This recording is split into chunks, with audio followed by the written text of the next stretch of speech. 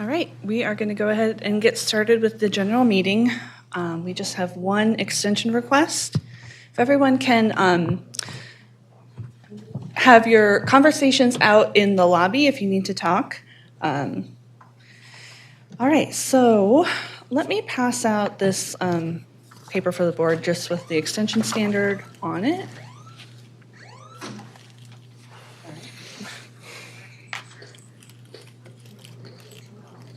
Just take one, thank you.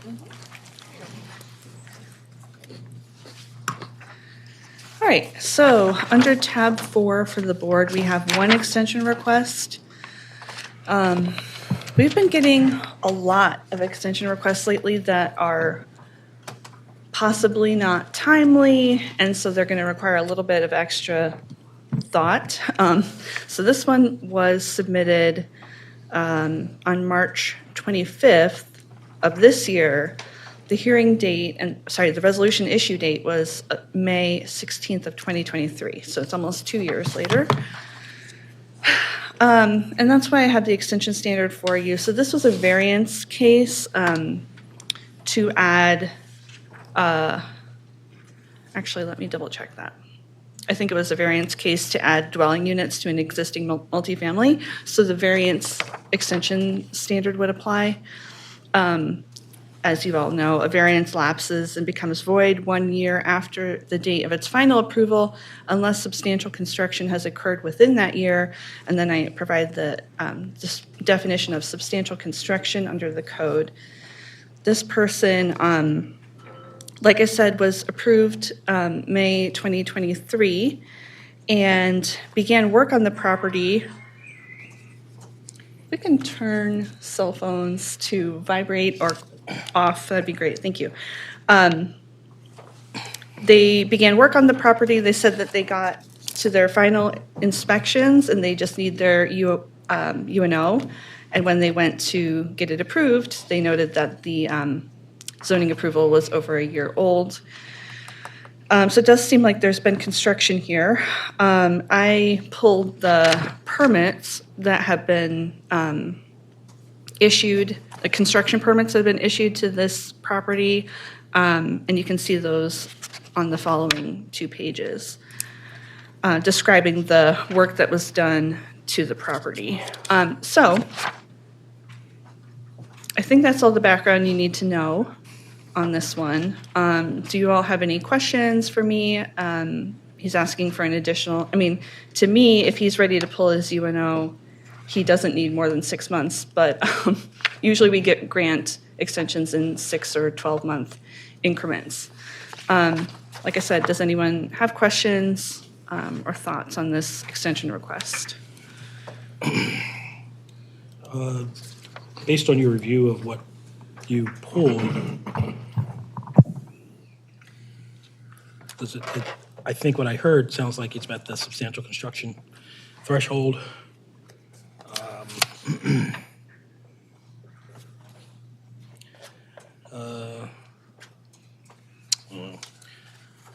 At least they've started, and once they've satisfied that, I think they have the ability to go forward if they just can't finish within the time.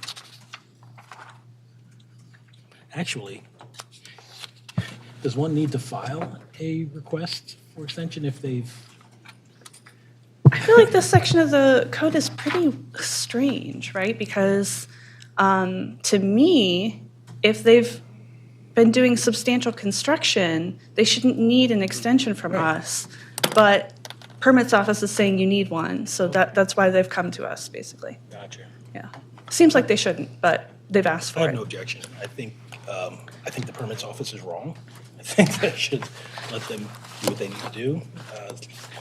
But maybe they don't want to make that determination as to whether or not you have substantial construction, so I don't have an objection. No objection. No objections. No objection from me either. Do we want to do 6 or 12 months?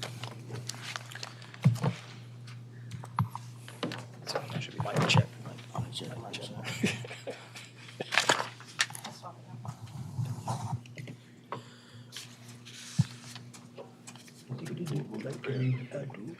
You need me for that. I was late, Victor. I said, go ahead, get started. He's like, no.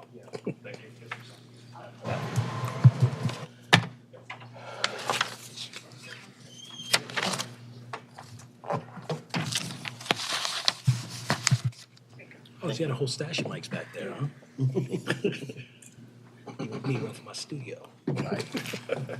All right, while I was in the other room, there was, I think, four votes in favor. I think Victor came in late, so we won't count his vote, but for 6 months or 12?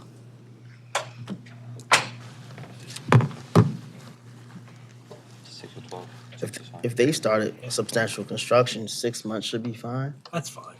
Okay, let's do 6. All right, great.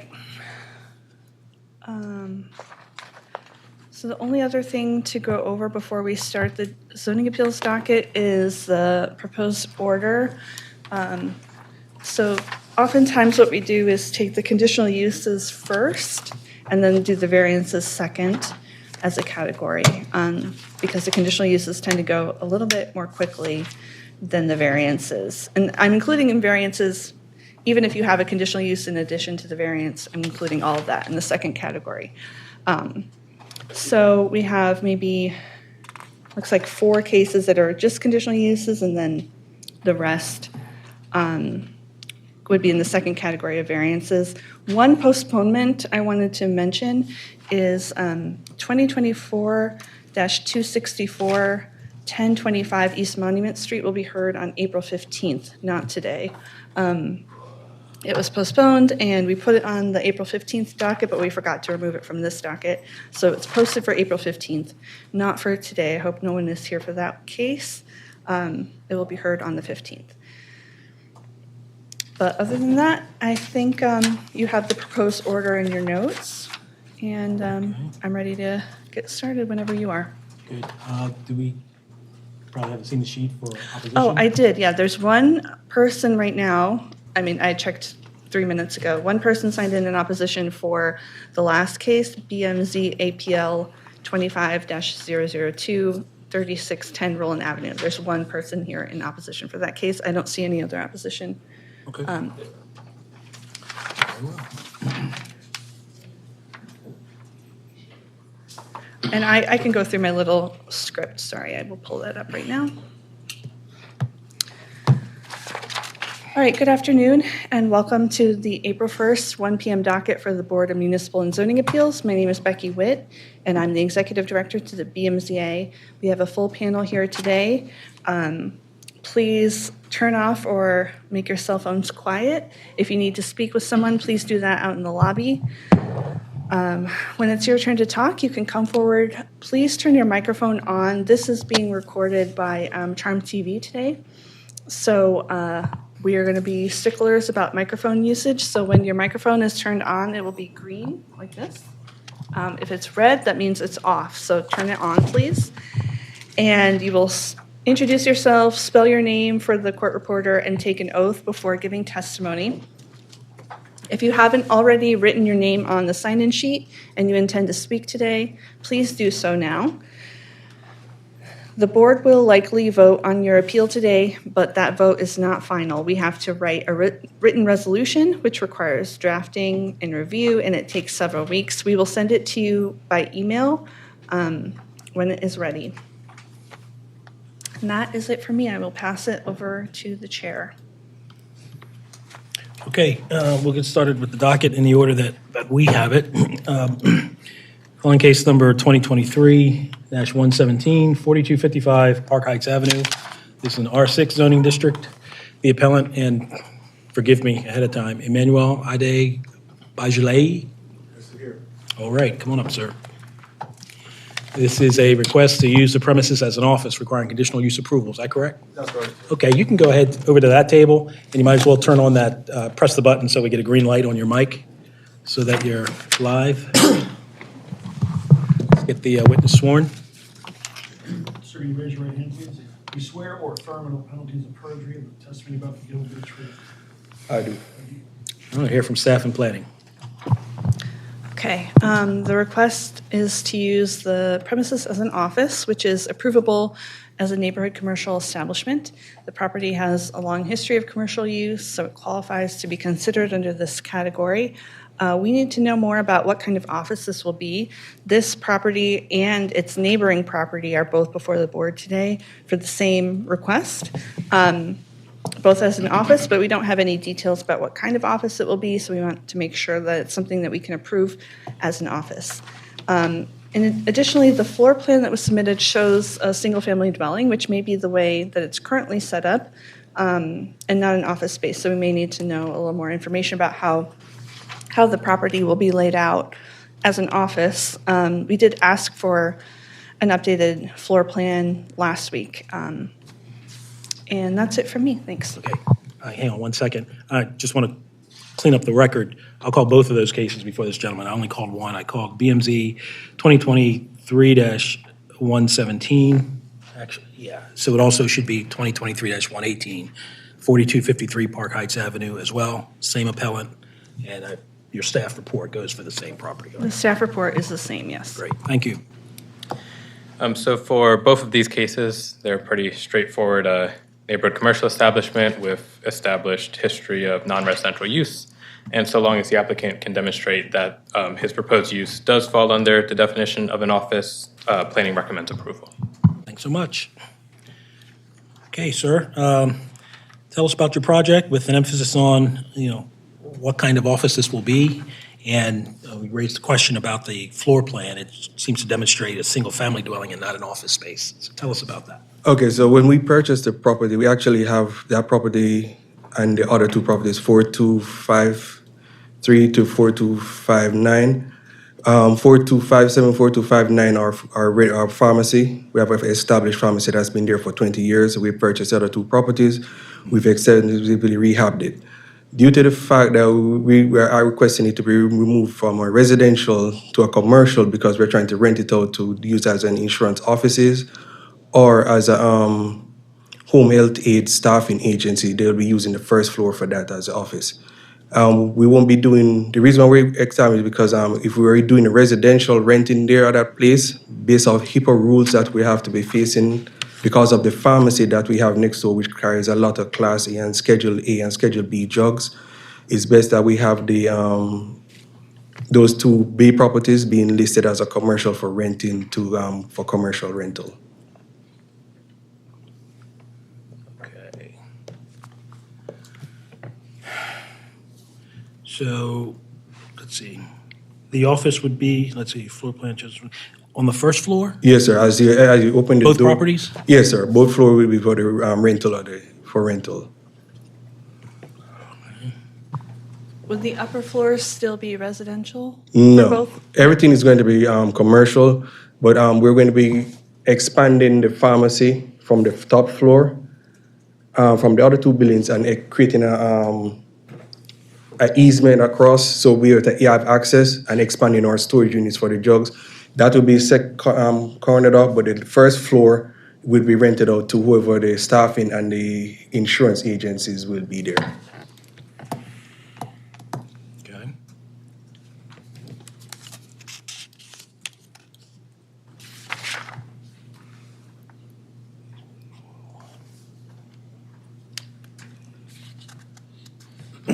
Have you configured how the office space will be laid out? That will be built out depending on who we're going to be renting it to for the office spaces we're renting it. So they'll be built up based on their design and their liking at that point in time. Because different applicants for different, they would want it to be built out differently in accordance to how they would want to do it.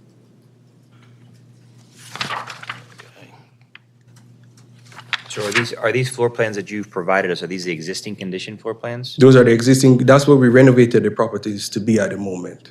Yes.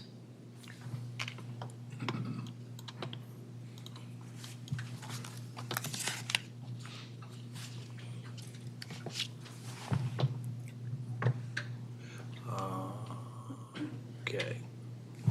So, Ms. Witt, I understand the applicant's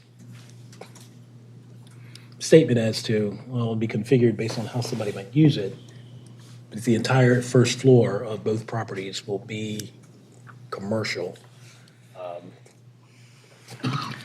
I think that's efficient for us.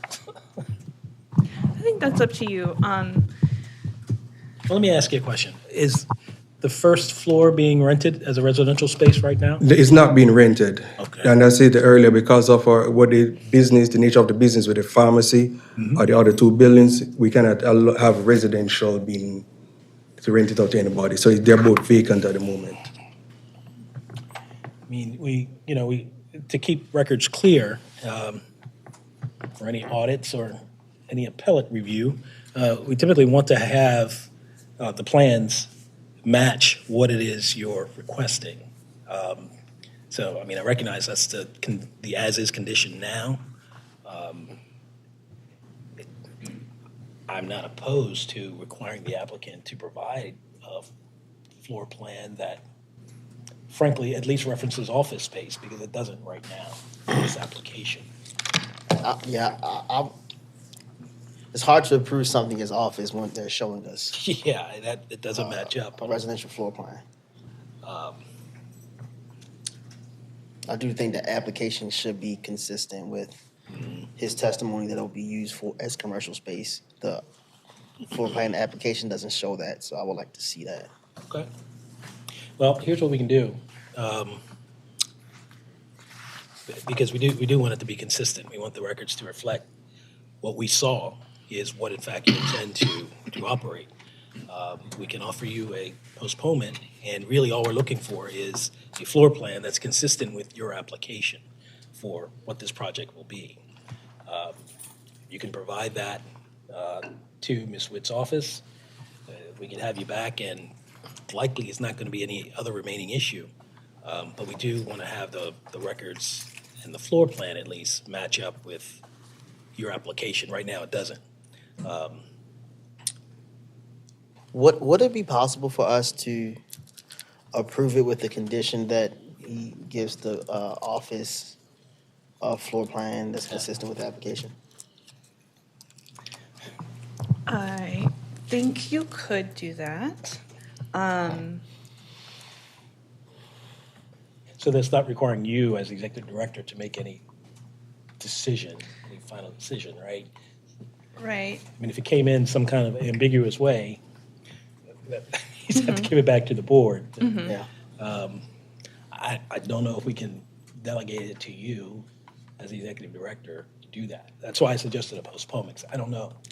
Yeah, I'm just thinking about the case we had a few weeks ago where the person had an office floor plan, but it needed to show primarily a warehouse use and less so an office use. We asked her to redraw, or not really even redraw, but to relabel the existing floor plan and come back Right. and show us, show the board, not me, you know.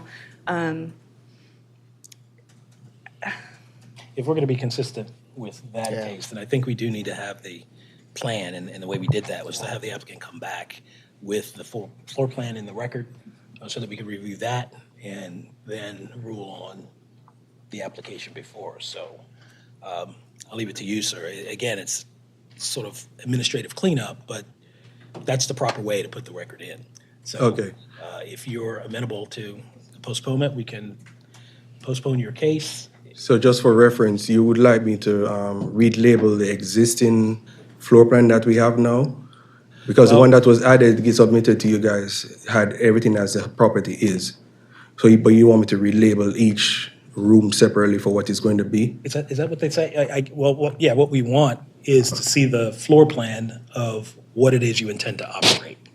So if you're going to have an office space for the first floor in both of these properties, your plans, as far as I understand, should show that use. Okay. Now, I don't know what you need to draw inside of it, anything like that, but right now, it's clearly residential. That's what it appears. Okay, because that's what I was asked for. That's what they asked me for when I submitted the plans. Okay.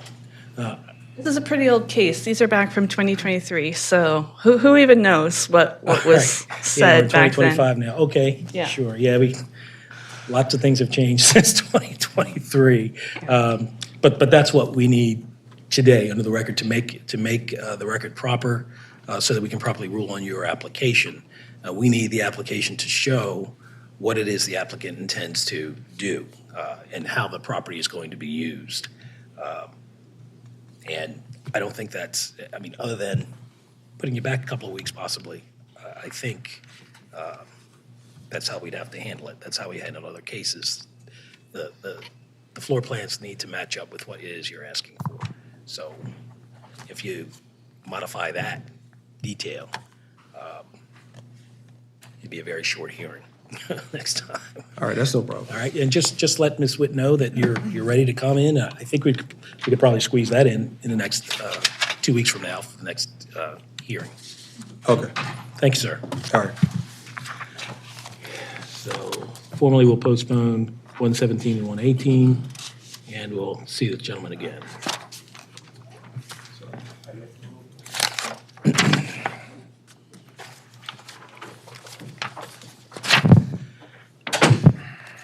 Okay.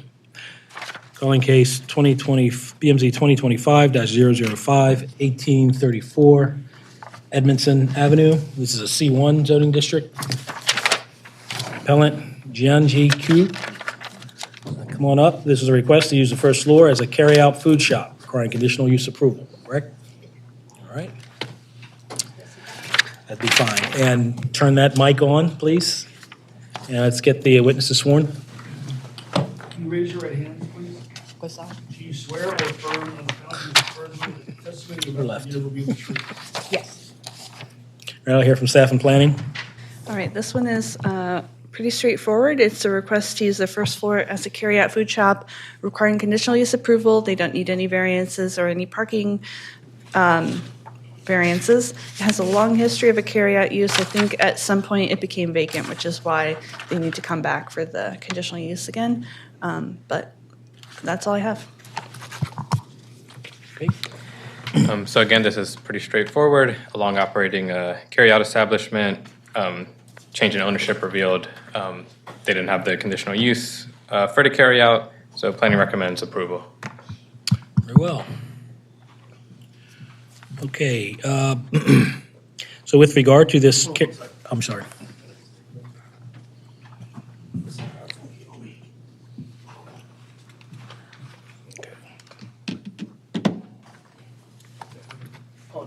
No worries. Okay, what are the hours that you plan for the carry-out shop? It's a Chinese KVL. We just change the owner inside. We working there for 30 years. Okay, it'll open up what time? Usually, I try to plan out from 5 to 12. Okay, 5 to 12? 5 a.m. to 12 noon? 5 p.m. to midnight? Yeah. Okay. Is that 7 days a week? 6 days, maybe 5 days. Okay. Saturday, Sunday off? Maybe one day off. I'm not sure yet. Maybe. Okay, one of those days. Yeah. Okay. I'm working there for 30 years. Now I cannot work in. I just change the owner. Okay, understood. Is there lighting around the premises in the front? Is there sufficient lighting? Yeah, they have. We try to put the sign on it, and that's it. They have light on it. Okay. How about security? Is there security cameras anywhere? Oh yeah, I have camera. You put do? the camera on. Okay.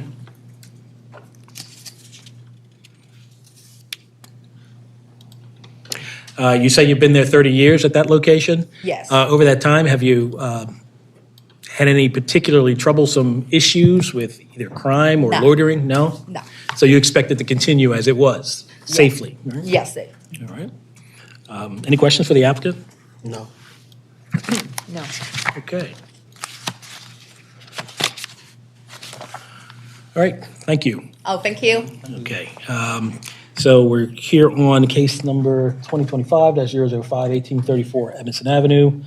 Request is to use the first floor as a carry-out food shop requiring conditional use approval. Would the establishment, location, maintenance, or operation of this conditional use be detrimental to or endanger the public health, safety, or welfare?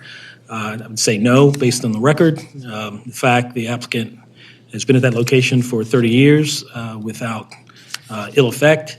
No reason to believe the change in ownership would present any issues, to present a problem to the public health, safety, or welfare.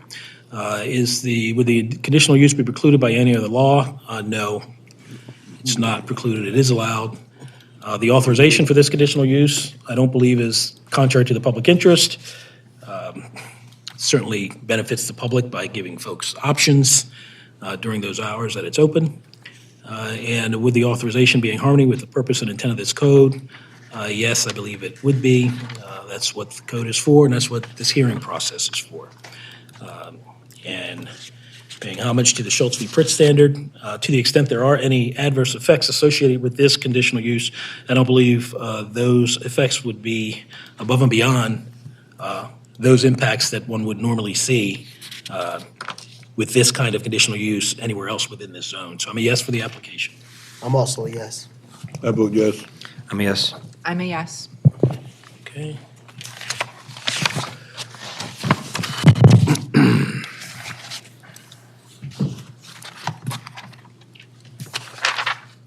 Okay, calling case number 2025-010, 5901 Oakleaf Avenue is an I-1 district. Mr. Hoffberger, welcome. Request is to use the premises as a motor vehicle service and repair major, requiring conditional use approval. Let's get the witness sworn.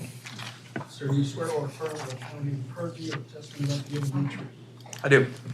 All right, here's the staff and planning. I don't have a lot of detail to give. I'll let Mr. Hoffberger do that, but the relief requested is conditional use for motor vehicle service and repair major. So with these industrial uses, the normal concern from planning would be proximity to residences or institutions. But in this case, the majority of the surrounding properties are also industrial, and it's right parallel to the MTA metro tracks, so there's no nearby residences or institutions of any concern, so planning recommends approval. Great, thank you. Mr. Hoffberger. Thank you. Nice to see you all. I'm here on behalf of Eric Ramsey, Legacy Auto Diagnostics, seeking conditional use approval of 5901 Oakleaf for motor vehicle service and repair major. This is in an I-1 zone. The property, just for a little bit of history, had been previously zoned B3 prior to transform, where this type of use was permitted. Now it's a conditional use. Legacy has operated here since 2021, doing all kinds of auto work, engine repair, body and frame, and fender repair, and other minor work.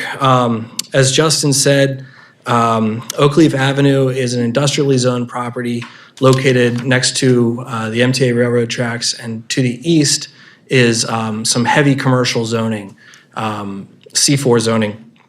So on the block, on this street, which is not a through street or anything like that, it doesn't get any traffic, is other auto shops, a catering business, a giant kind of Carol fuel tanker, and then there is one large church on the corner that's been on the block for 25 years, sort of coexisting with all these industrial uses. The church is, the use of a church is technically prohibited here, but I guess it's been grandfathered in, and our operation is a conditional use and approvable there. This property is an ideal setting for this type of work. It's 23,500 square feet, 500 square feet with a 5,500 square foot building. There's lots of space for parking cars that are being worked on, and it's a fenced-in perimeter. It's also an ideal location as an industrial zone with no through traffic near the railroads, and it will have very little effect on the neighbors. The plans are not prohibited by any URP or CHAP district, and we'll note that it's in conformity with the new master plan of the city, because the master plan seeks explicitly to protect existing industrial areas. One way to do that is to support approvable uses. We'd also note that the property is in conformity with the zoning code, which seeks to facilitate the operation of certain uses in certain zones that may otherwise negatively impact other uses in other zones. This property being an industrial zone, approvable as an industrial use, I think it's a good place for it. So with that, I'll open the floor to any questions from you all. Okay. Any questions for the applicant? All right. Thank you, Mr. Hoffberger. Go ahead and deliberate. We're here on case number 2025-010, 5901 Oakleaf Avenue. The request is to use the premises as a motor vehicle service and repair major, requiring conditional use approval. Based on the record, it would appear that the establishment location, construction, maintenance, or operation of this conditional use, motor vehicle repair major, would not be detrimental to or endanger the public health, safety, or welfare. It seems to be one of those instances, I'm not going to say rare instances, but it's one of those instances that's a use that is fitting where exactly where it ought to be, it appears. So there's no evidence in the record of any detrimental impact to the public health, or safety, or welfare. The conditional use is not precluded by any other law. Actually, the testimony in the record is that it actually would be consistent with the new master plan for the area in this I-1 zone. The authorization for this use is not contrary to the public interest. Again, it's actually consistent with the plans the city has for this particular zone. And I believe the authorization also is in harmony with the purpose and intent of this code. To the extent there are any adverse impacts associated with this use, I don't believe those adverse impacts will be above and beyond those inherently associated with this kind of conditional use anywhere else within the I-1 zone. So I'm a yes for the application. I'm also a yes. I vote yes. I'm a yes. I'm a yes. Great, thanks. Thank you. Let's see. I know we have another case for it. Are you calling me again? Let me see if that's in our order. 16? Yep. 2024-116, 1121 West Lombard Avenue. It's an R8 zoning district. Again, Mr. Hoffberger is the applicant. And the request is to construct a second floor rear addition, third floor addition, requiring variances to bulk regulations. Right. That's correct. And just as a point of clarification, the third floor is not relevant to the variance. Okay, got it. You're already sworn. We'll hear from staff and planning. Okay, I think there's only one variance needed here, minimum rear yard. In this district, 20 feet is required, but this particular lot is short, so the actual requirement for the rear yard is 15 feet, not 20. 11 feet is proposed to be a 4-foot variance requested, and that's it from me. So the only addition from planning is that we wanted to note the community support from the Roundhouse Neighborhood Association that provided a letter of support for the variance, and planning recommends approval for the variance in the rear yard. Very well. Software. Thank you. So this is 1121 West Lombard, and what's being sought after here, the variance that's being sought after, is to sort of expand a pre-existing condition on this property across the entire width of the property. And in your packet that I sent last week, there's sort of a Google map that shows what exactly is being added onto. So there's a Google Maps image, and the existing conditions of the property are in red. What's being requested to be added on is in yellow. So this property was purchased by Build It Back LLC in early 2024. The property was in some serious disarray at the time. Trash had really covered the entire interior. There were deteriorating floors. Joists were not pocketed. The framing was falling in. This addition on the back was falling in. There's water damage and plumbing failures. It was a real gut job rehab type project. And the property itself is rather unique. It's one of the shortest on the block, whereas most of the properties on the block, 9 of the 12 are more than 80 feet deep. This is only 60 feet deep, so it's significantly shorter. And as Ms. Witt noted, the property, since this is the only variance being sought, the property is eligible for sort of a reduction of the rear yard setback requirement from 20 feet down to 15403 provides a foot of relief. Or is it a foot or a percentage point? It provides a certain amount of relief by footage for every foot that the property is short 100 feet, but it caps it at a quarter of the required setback. So in a situation like this, we get 5 feet of relief even though the property is 40 feet shorter than the required amount, which I think is an equity issue, sort of comes into play and is relevant here. So we're asking for a 15-foot setback, we're asking for to encroach into the property such that there would be an 11-foot setback. I do want to note also that that the property is abutted at the rear by a 3-foot paper alley that separates this property from the next door property, which is a vacant lot. So if you look at setbacks sort of in the spirit of creating separation of buildings between properties, there's sort of this 3-foot separation that exists and will not be infringed upon at any point. So in that respect, and to the extent that that's an intellectual stretch, we're really only asking for 1 foot here of expanding across the width of the property, 4 feet. Build It Back proposes to expand the structure so that it can accommodate a full-scale kitchen, closet space, and a first-floor bathroom to justify and make economically feasible the restoration of this property so that it can be rented out. Doing so would eradicate a rather useless patch of outdoor space on the property, a 36-square-foot side open space that's not really used for anything and doesn't have much material use. So we've talked a little bit about the unique nature of the property. There is a practical difficulty in adhering to the code. Restoring the property for a rental requires that it be sort of desirable as a rental with all the work. It's a very small house, the existing structure. There's no bathroom on the first floor. There's a narrow and incomplete kitchen that we'd like to bust out a little bit and allow for a more formal living room, and no closet space. And the outside space would be better served kind of being enclosed and brought into the house. And so we're hoping that that's viable. There are some mitigating circumstances that I've already mentioned, the 3-foot alley and the fact that it's sort of a small portion of the encroachment will be new. The other factors to consider here, as Justin mentioned, the Hollins Roundhouse Neighborhood Association supports this variance. They think it would be a productive way to bring the property back online for new tenants. The conditions are unique to the property. They aren't anything that the current property owner created. This use or this variance would not be precluded by any urban renewal plan. And while the property is in a CHAP district, there's no restriction in the CHAP guidelines that would prevent this from happening.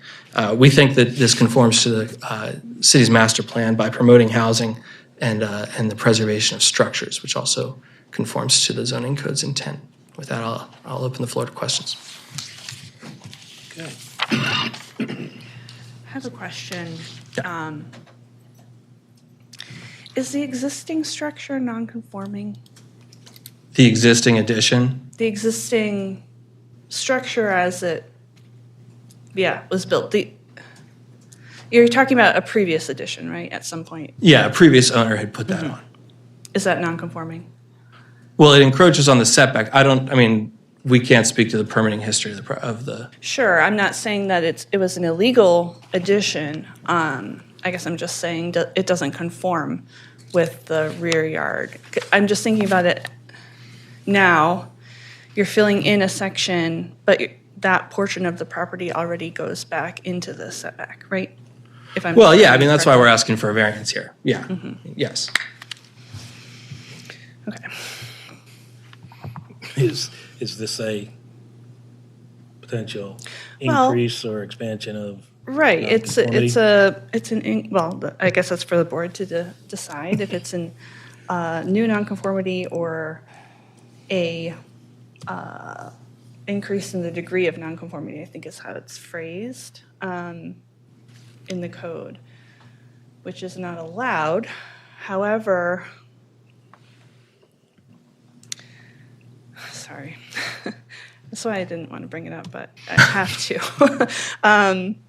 There is an exception. There's always an exception in a different section of the code that I hadn't researched before, an exception for minor variances, which does allow an expansion for a non-conforming structure. So let me look that up real quick. Sorry.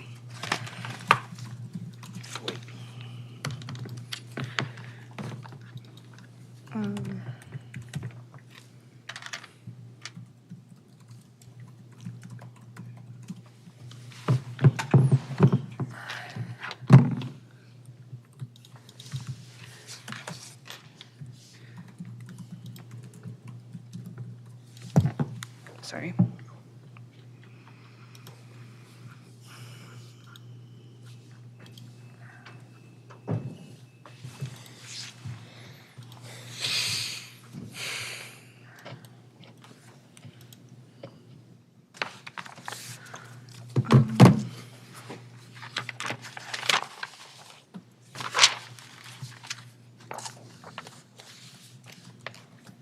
All right. This is under 5302B. It says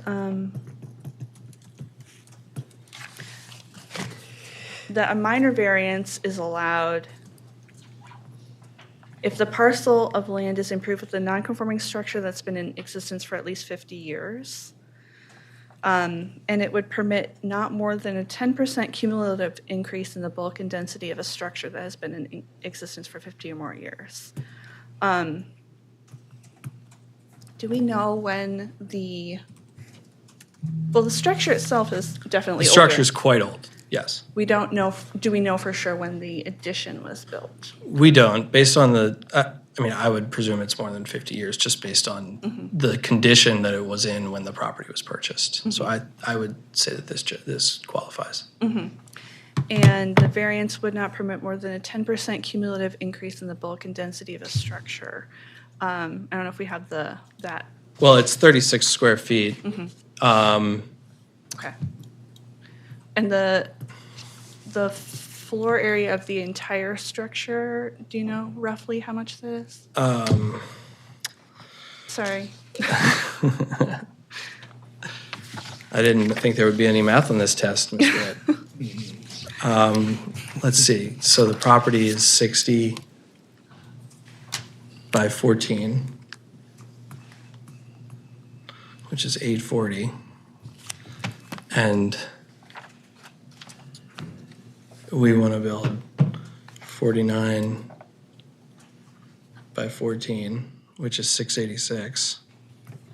But we only want to build 36 feet of that, so. Square feet, okay. So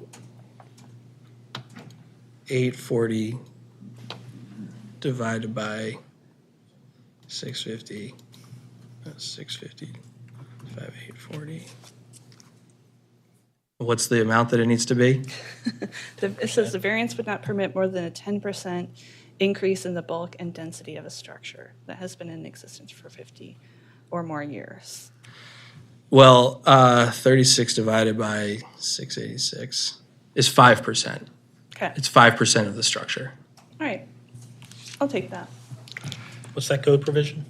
That code provision is section 5302B. It's a minor variance that is specifically allowed for non-conforming structures if it's like a small amount and the structure is more than 50 years old. All right.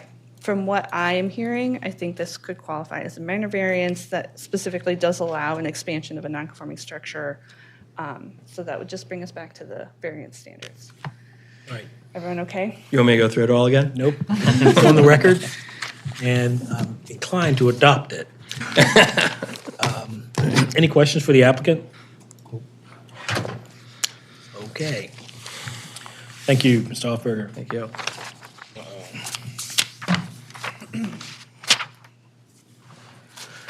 All right, so here on a variance request for case number 2025-010, 5901 Oak Leaf Avenue. Nope, sorry, wrong case. Going back in time.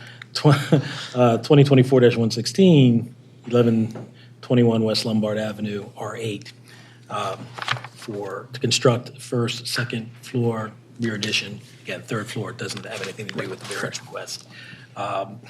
And are the conditions on which the application is based unique to the property? As the applicant testified, I agree that the property is unique. Among other things, it's a substantially shorter lot or much more shallow than other lots in the area, 60 feet as opposed to 80, which in the city is a pretty big difference. Property also, I don't know if other properties perhaps they do abut that 3-foot paper alley, but that is part of the configuration of this particular property.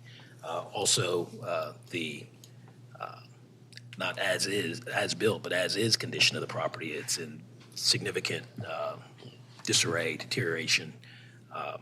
So we're faced with what to do to make this habitable. So I believe the property is unique for the purpose of the variance requested. Present the practical difficulty in complying with the bulk regulations as it pertains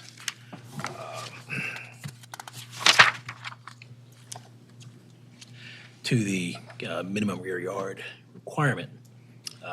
This practical difficulty is not the fault of the applicant, not based on anything the owner did or didn't do. It's just the nature of the existing property. I would also say that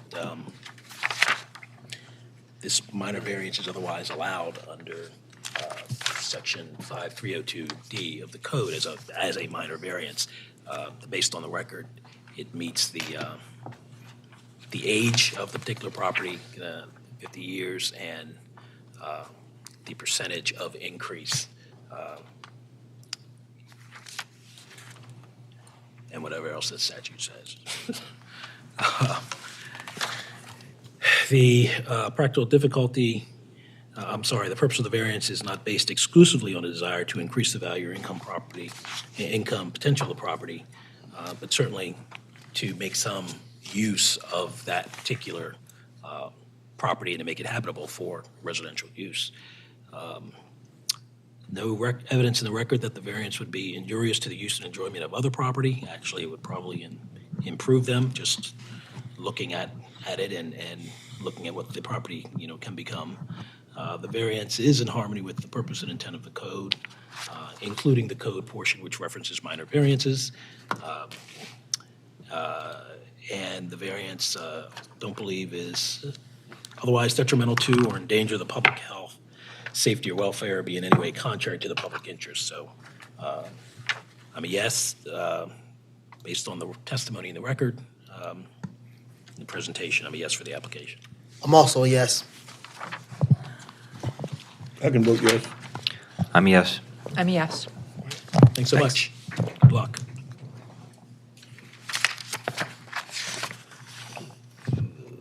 Okay. Case number 2024-222, 1448 North Mount. This is R8 District. Chukwemeka Egwu is the appellant. This is a request to use the ground floor of the premises as a personal services establishment, laundromat, and the second and third floor as a multifamily dwelling, 4 dwelling units, 2 on each floor, and to construct a third floor addition requiring conditional use, off-street parking, and off-street parking and variances to bulk regulations. Cover that. All right. Let's get the witness sworn. Sir, do you swear or affirm the penalty you swear or affirm you got the beach? Yes, I do. Okay, I'll hear from staff and planning. All right, we've heard this case a couple times before. Going over the relief requested, conditional use is needed for a personal services establishment on the first floor as a laundromat. This property has a long history of commercial use, especially on the first floor. And then to have 4 dwelling units above, 2 on each floor, there would be the following variance approvals necessary. Off-street parking, 4 spaces required, 0 are proposed because the existing structure takes up the entire lot. So it'd be a 4-space variance.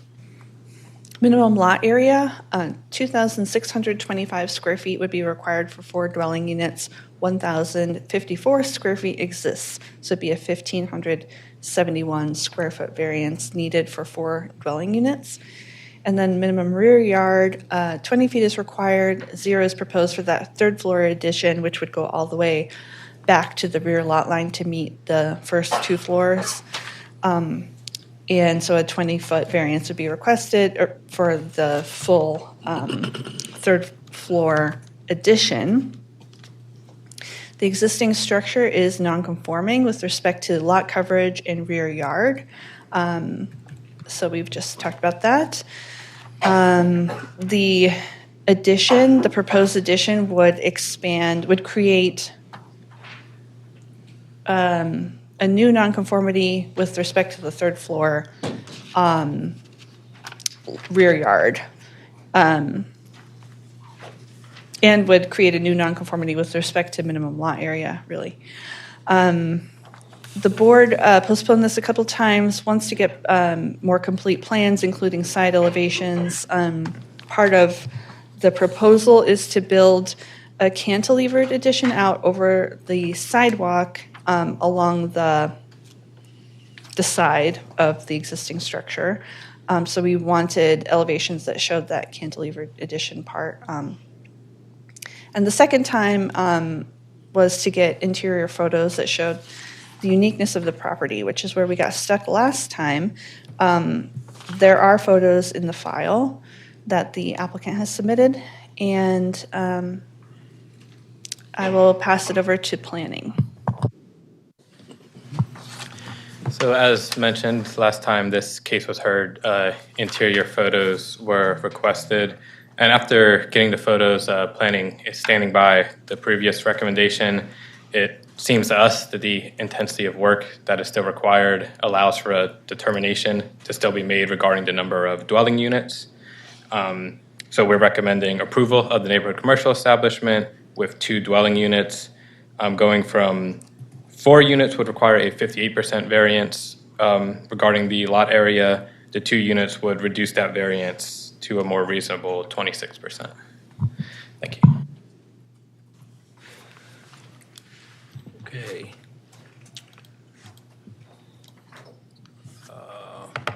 Welcome back.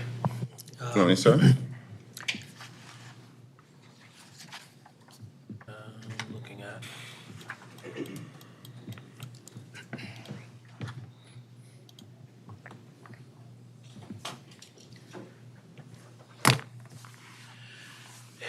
Ms. Witt, did we cover the non-conforming nature of the property the last time we were here? We did not. That is a new thought that arose in my mind when I was reviewing the plans, that the existing structure is definitely non-conforming with respect to the rear yard and lot coverage, like I said, because it's a fully, it takes up the entire lot. And in RA, I think it's 20-foot rear yard is required for a row house, and lot coverage maxes out at something like 80%, I think. Anyway, it's maxed out. So it is non-conforming. And so, given what we just walked through in the last case, to the extent it's non-conforming, one of the exceptions, maybe the only one that would allow either a new non-conformity or an increase in the percentage of non-conformity is if it's a minor variance. Right. And under 530D, minor variance. Again, I don't believe there are specific percentages associated with that, are they? For minor variance, yeah, it says, so first of all, obviously most structures in Baltimore have been in existence for at least 50 years. So I'm starting with that assumption that it's at least 50 years old. But the second requirement is that the variance would not permit more than a 10% cumulative increase in the bulk and density of a structure that has been in existence for 50 or more years. I find that standard to be confusing. Maybe you all don't. What is a 10% cumulative increase in the bulk and density of a structure? To me, it seemed kind of like maybe a floor area 10%, but I'm not sure. I could print this out real quick and have someone bring it down if it would be easier to look at it on paper, or obviously you have a link to the code on your computers. But that's the minor variance standard, which does allow an increase to a non-conforming structure under those requirements. Okay.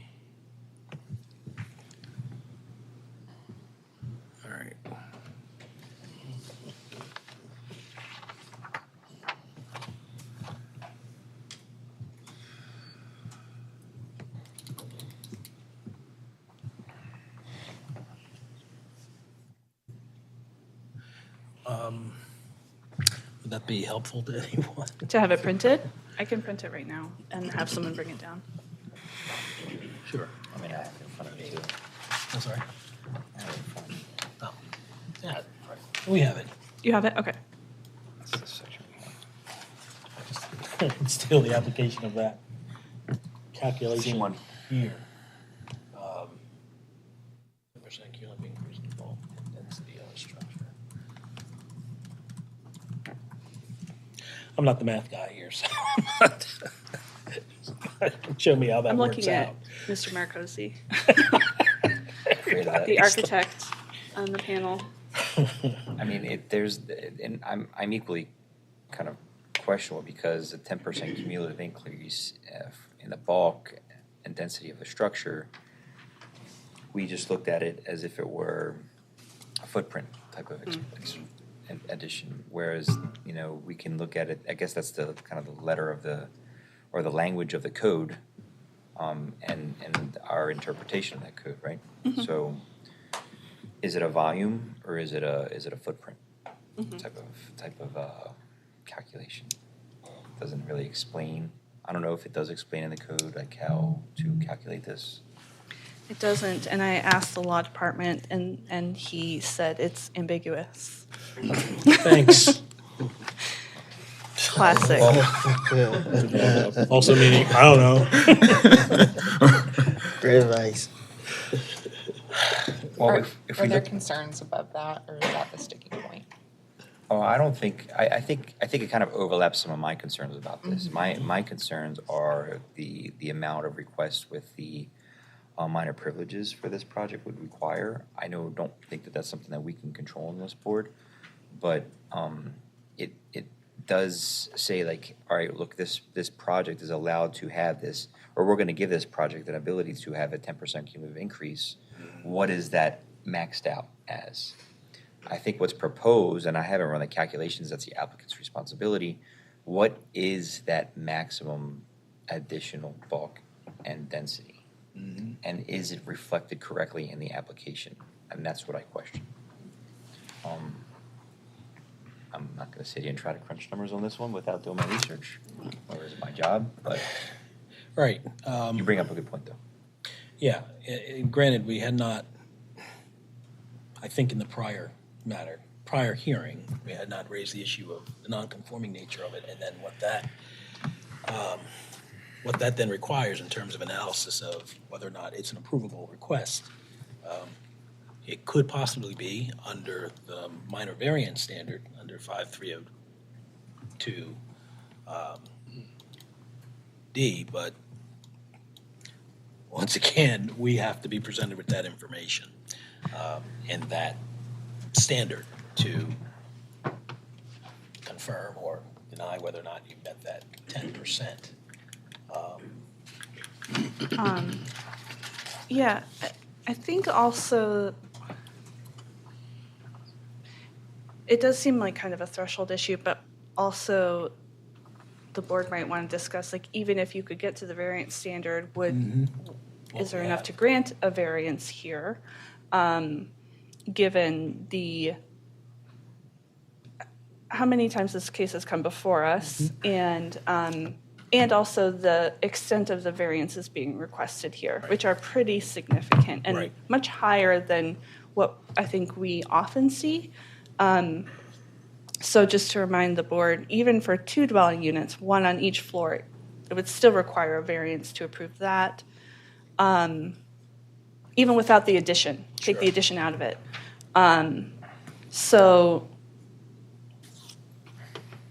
Well, and I guess we may have raised this question in the past, but didn't have all the evidence that we needed to see. You're asking for 4 dwelling units. Why not the 2? Is that a question to me? Yes. Yes, pretty much. The 2 dwelling that planning just recommended has actually been attempted before by the previous owner. And thank you very much for making me bring pictures this time because it clarifies the problem this building has. I've tried to research it. There's nowhere you can find anybody having lived in that property because I think initially that was never designed for dwelling at all. I don't know how to, I don't think I numbered it, but if you look at one of the pictures I sent you, it shows the top floor, where a staircase comes up all the way to the top floor. I think it's this one, if you can see what I'm saying. You want to bring it, I can bring it forward. You can see Have it in our file. you see a file. So you can see a staircase coming from the second floor all the way to the top floor. And what you have left in the other side is just over 6 feet. It's not even a dwelling space. And that floor actually has its own meter the way it stands right now. So I think the last person who owned that property tried to go with the 2-unit effect. It's not possible. This building does not have the allowance within the current structure to do anything dwelling-wise. There's another picture you can look at there. It shows you the building is split up several ways anyway. There's another picture you can look at right there. Where do I just have it? Yeah, this shows you a picture of the length of the building from the steps going upstairs, going backward. It's just a simple long hallway with 3 different elevations. This was never meant for a dwelling. So nobody has ever lived in this place. So the problem we face here is that the city zone this place residential without constructing a structure that has never been lived in or even planned for living in. So that's why it's unique and need extensive rehab to bring it up to space. You cannot put a 1-bedroom or a 2-bedroom or any kind of living space in a approximately 90-foot long hallway with a bathroom. Where do you go from there? With a kitchen, where do you go from there? It blocks up the space each way you turn. There's no way anybody can live in this property at all. It's not possible. And somebody has tried it. If you look at the picture right now, you see they've done extensive repairs. And this is also the picture coming up from downstairs. It comes up, then you turn right around and try to go upstairs within the same space. And if you do that, you've exhausted the entire space that's left to go upstairs. And what you're left with is a small space. I can't even stand around and take a picture in it. This is what you have left on that minor second floor trying to go upstairs. So there's no way to put a kitchen, a toilet, a bathroom, or anything there to go upstairs. There's no way to put anything livable. Somebody has already tried this. So there's no way to make this a livable space without extensive deconstruction and reconstruction, and there's no other way to make this hallway into an apartment livable without the variance being. I'm actually seeking simple variances, just 3 feet to make the place functional living space, and with that 3-foot extension gives you enough square footage, more than what you expect you need for 4 units. I've thought about it through. There's no way to get around this. So we're faced with a situation that the city created, which means it's zone residential. I mean, to use a space that's not meant residential, that was never intended to be residential, to become a residential. How do we fix that? So you're just going to have useless square footage that you're paying taxes on that doesn't add any value to the society, community. So what do we do from there? I mean, it's a necessity to give this variance. I'm not doing it because of leisure or because of value or anything. We need housing in our neighborhood. We need affordable housing in our neighborhood. And this gives 4 units, comfortable, up-to-date 4 units, unless we want to just have this wasted space. And I think I want to address understanding the chair lady said here about the build about the 10% conformity. The building is not non-conforming. The building has been conforming due to history. That's the way it was built 100+ years ago. Unless it was due non-conforming, then we cannot come today and deem it non-conforming. The building is already conforming from when it was built. That's called grandfathered in, because unless it was not deemed non-conforming back in 1900 when it was built, how do we now say, oh no, it's non-conforming? I don't think we can, by law even, we cannot make that argument that a building has been 100 years in the making, had lived in, gone through several owners, I mean. Let me just describe what non-conforming means. It doesn't mean that it's illegal. It means that at some point it was built and now it doesn't conform with the code today. It does not conform, right? I mean, it's obvious. It takes up the entire lot. It doesn't have a rear yard. That means it's non-conforming today. And that does mean it's grandfathered in. But that the code says you cannot increase the amount of non-conformity for an existing non-conforming structure, with one exception that we talked about earlier. So we're not saying that anyone did anything illegal necessarily with respect to the property. It was probably built under permits, whether it was built originally this way or whether there was an addition at some point, but it doesn't conform to today's code. That part is pretty clear, I think. I think I agree with you on that, but what we're saying is this thing, when it was built under conformity of permit. So we cannot say today, due to code, there's a lot of houses here that if you really want to live in it, you can't live in it by today's code. But Well, when it was that's what the built. That's the law nature of requires. zoning changes. Yes, sir? Buildings that were once conforming when they were built, the zoning law changes, and now they're non-conforming. So it's not it's not an assessment of the legality or the illegality of the building. It's just a fact. Okay, I would defer to you guys because at that point right now, so what do we do with the building now? Do we tear it down because it's not useful any other way? As you can see, thank you for making me bring that picture in. The picture shows you right now that if you run a stairways, there's no other way you can go with the stairways interior of the building right now. When you arrive to wherever you're going, this place is useless. So what do we do with the building now becomes a big question. Do we tear it down? Or what do we do with it? It's no way you can make it a dwelling because you're zoning for 2 dwelling. Somebody has already tried. This picture proves it. You said someone has tried to make it to. Yeah, because even BG has 3 meters for these premises. So when you purchased the property, that's how it looked inside. That's how it looks, yeah. So I haven't touched it. I mean, so somebody has tried and they put a lot of money. When you walk in there, it's a shame to see that somebody just went in without thinking this is possible. It's not. I mean, a lot of money was wasted here. BG has 2 meter lot, 3 meters in that building, 1 for each floor. And you can see there's no way you can get around this building. Could you make 3 units work? What you say? Could you make 3 units instead of 4 units? You cannot make 3 because if you don't get the width, you cannot put any. The width is where the problem lies here because when you come in, you only have that much space. If you put a hallway, what is left is barely 7 feet. You cannot put a bedroom in a 7-foot hallway. You can't put a bathroom there. When you open, it's not going to work. It's a tedious job. It takes a lot of imagination to arrive here. But if you get it done, it's going to be a signature building for that neighborhood. Otherwise, this building has been useless since its inception. I don't even know what kind of business fit here. Maybe it was just a storage space over the past 50, 60, 100 years it's been there. Nothing else can fit in here. That's the uniqueness of this property. All you got to do is walk through there. Without the cantilever, there's nothing close to imagination that you can make work in this building. I think something that, we talked about this a little bit last time with uniqueness before we had the pictures. I think something that I'm struggling with is all the houses on this street had the same width, more or less, I think. And all the houses have some sort of stairs that go from one floor to the next. So to say that there's a uniqueness about the width or the stairs seems difficult. We don't have pictures of all the other houses on the block, but they seem like they would all have stairs that would narrow the amount of usable space. And what the board has to find if we get to the variance standard is that this property is unique in such a way that it justifies a significant addition. Ma'am, I have an answer for that for you. I think I don't you listen to last time. The way I do construction stencil, the way those buildings are built, these other buildings are not even half the size of this one.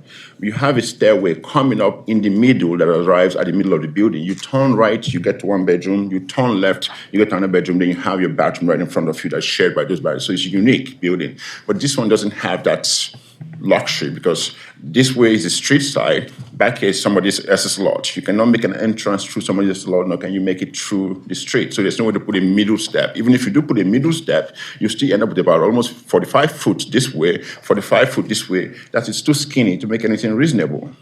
So the building is just too unique not to pay special attention to what it needs to become viable as homes for people who need it. It's not just because I like work that I want to do this. It's because I want to make something creative for my neighborhood. This is my neighborhood. And that is the corner building that will redefine the entire neighborhood. So I'll just make a couple observations and just from my quick glancing at all this and from past presentations for this case. Is the building unique? Is the first question. Are you asking me a question? No, I'm just kind of talking to my team enough. right here. Is the building unique? Well, when we compare this lot with the rest of the lots on the site, I don't see any uniqueness to it. Applicant's saying that in its existing condition it's unique, but I think it's unique when you try to compare it to what you're trying to do. No, sir. No, I'm not asking a question. I'm making a statement. Sorry. I think it's unique compared in the definition of what you're trying to do. You're trying to squeeze 4 units onto this parcel that is not specifically intended to have this density. And you're saying that because you're trying to fit 4 units here, it just can't happen. Well, I agree. It can't happen because it's not intended to happen that way. I think your property here is about, as I look at your drawings, 13 foot wide. A lot of properties in the city are 13 foot wide. My property is 13 foot wide, but it's not multifamily either. But what I'm trying to get to is that I think that you have opportunities that you need, that I was hoping that you would investigate to prove to us that you can't make this work with what you're trying to do in your proposal. I think that the extension that you're looking to do is extremely excessive, and that extension is forcing you to ask for the variances that are in front of us now. And that's where I have concerns. I mean, I just don't, this property is just not designed and intended to have this much density to it for a reason. And then that's kind of where I am right now. I'm not trying to say like this is a yes or no, but it just seems as excessive for the request. May I address that? Absolutely.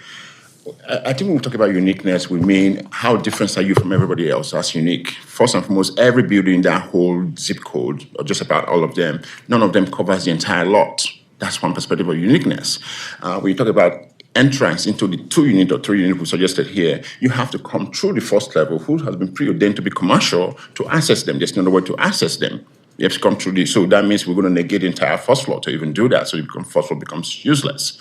And that point of uniqueness again, the length of the building makes it way different from everything else because every house is built, anybody that has gone to these townhouses, you're walking through the step to the top floor, you walk left, 1 bedroom, right, 1 bedroom, bathroom in front of you. This is a unique construction. It hasn't changed in any townhouse you go even to today. That's how you can use those buildings as homes because you don't need to walk further than 1 bedroom that way.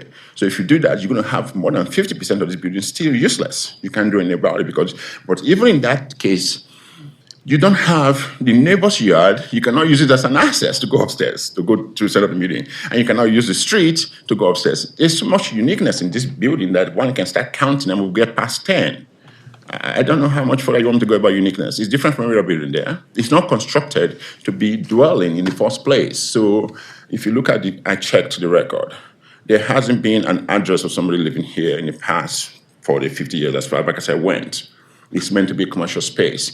Even up to this standard, if you still deem the entire building to be a commercial space, we still have to find a way because most of the traffic for business has to come through the first level. We cannot encroach on the first level to get upstairs for it to be a viable floor space. This has been proven by the city, also giving variance to multiple restaurants in the city that has the entire use of the walkway as a step out, a counter leverage, so that the business can actually function. So this building, comparative to everything else that you've given that kind of variance to, is exactly the same problem. They don't have enough space upstairs to operate a business. So you can see when you go to Canton here, there's several of them, they're doing very well. They have one has 6-foot cantilever on the street side, and they're functioning restaurant. So I don't know how to say it again. The length of the building is not useful for housing. There's no way you can make it work. It's impossible. Is there anything in your proposed floor plans that is existing that you're remaining, or are you looking to completely gut? The only way, again, is that to be total God. The first level has to remain by the wooden structure because we cannot kick out the first level because that will be kicking out. Let me rephrase that question. Sorry. Are there any walls, stairs, anything interior to this building that you're keeping that's prohibiting you from making this layout that you're providing? Thank you for that question again. That's something you bring me to something I almost forgot. We cannot do that because when you come in from the first front of this building into the first level, the ceiling goes up 13 feet. 13 feet. So, and when you go up to the second floor on that side, the second floor actually starts from 13 feet and goes up to the third floor. And when you come back to like about a third of the building, it drops down to the remaining 2 levels that you have right now. So no, to make this building work, it has to be a total God. There's no way around trying to make it work. It has to be an absolute total God for it to be viable and useful. That's again under uniqueness. It has 2 different floor pattern. And when you come inside the building, I have the picture again. Thanks for that picture to bring it to you. When you look at this picture, sorry, there's no way to make it clearer. When you look at it standing here, where I'm standing to take this picture is the 13th floor height of this building. Turn around so you can see it. So she can see it? Sorry. Oh, who can see? I don't know. Okay, I can bring it closer. I have it in front. You can see, yeah. So where I'm standing to take this picture going backward, it's actually the 13 feet level of the first floor. And there's a step going down to the actual second floor of this building. When you walk down that first level of the second floor, you have to step down like 3 more steps to go back, to step down 2 more steps. It's kind of, So you're completely ripping all this out? you have to, yes. Right, so you have complete control over to do whatever layout you want to do in order to make your I project agree. viable. I agree with you again, but the space for entrance is not there. Okay, I get it. Again, it comes to that being able to go access the top floor. And even if you access the top floor, in order to get from one end to the other, you have to run a hallway. That hallway you're running takes away from the 13-foot or 12-foot you have after drywall and all that. It reduces your space to about 7-foot maximum. You cannot do anything with the 7 foot in a housing. Where's somebody going to put their bed? How are they going to turn around this place? So this building is so unique. I don't know how else to thank uniqueness for that point in this building. It's not viable for anything today in any kind of structural form, like livable space. It's not. It has to be total God.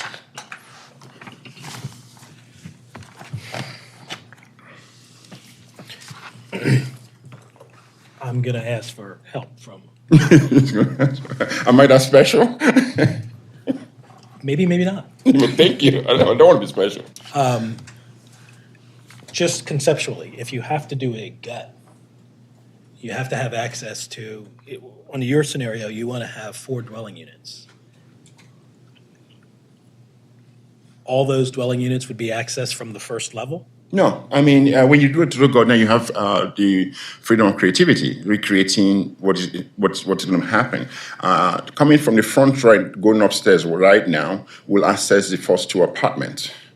So you come to the floor instead of, because if you run a hallway, you're taking away space again. Coming to the floor, you can access the first 2 apartments on the first 2 level, or second and third level, and coming to the rear entrance that we created, you're going to be able to access the rear 2 apartments. So it's unique. You can do that much more effective now.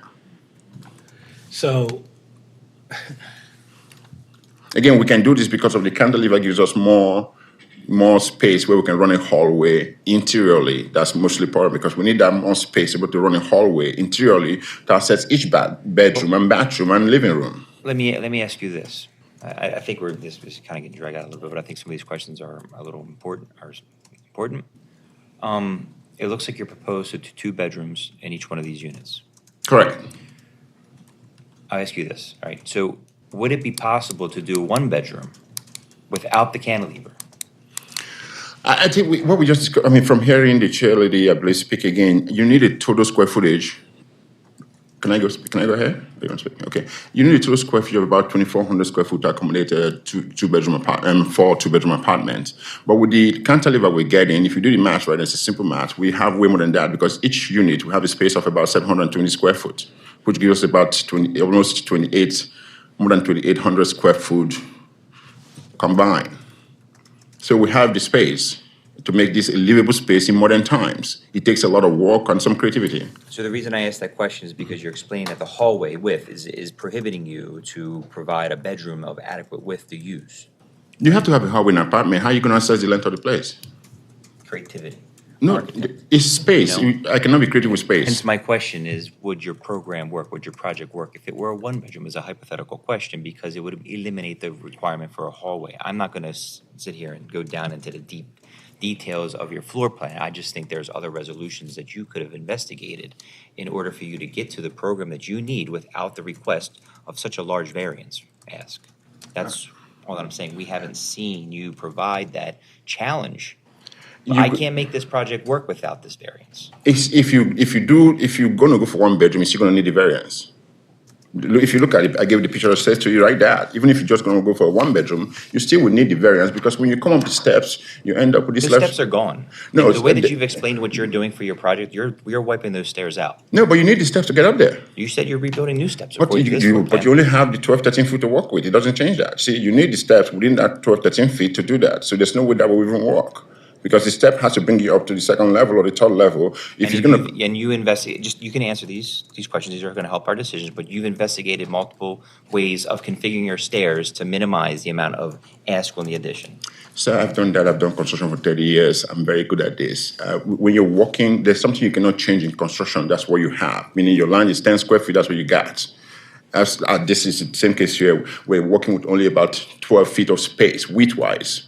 if you walk up the steps in the 12 feet of space, in this case right now, it's not even I'm 12 very feet. familiar with how Yeah, the stairs so work. yeah, so that's one thing that I cannot change, you cannot change. So the space is what we're working up. No, even if you're gonna do one bedroom, you still have to do everything we're doing right now to even get one bedroom. Okay, Yeah, so there's no way around this. You have to have what we're doing right now to get one bedroom.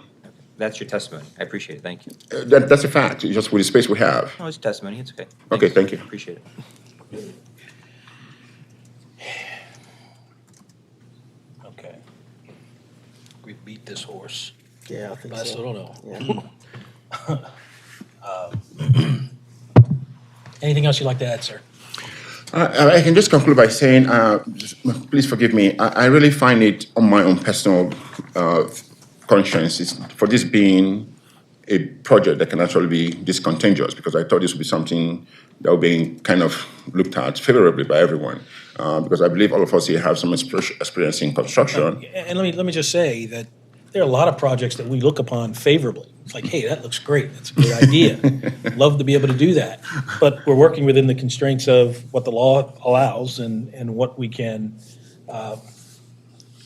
reasonably approve with the variables that we have to work with.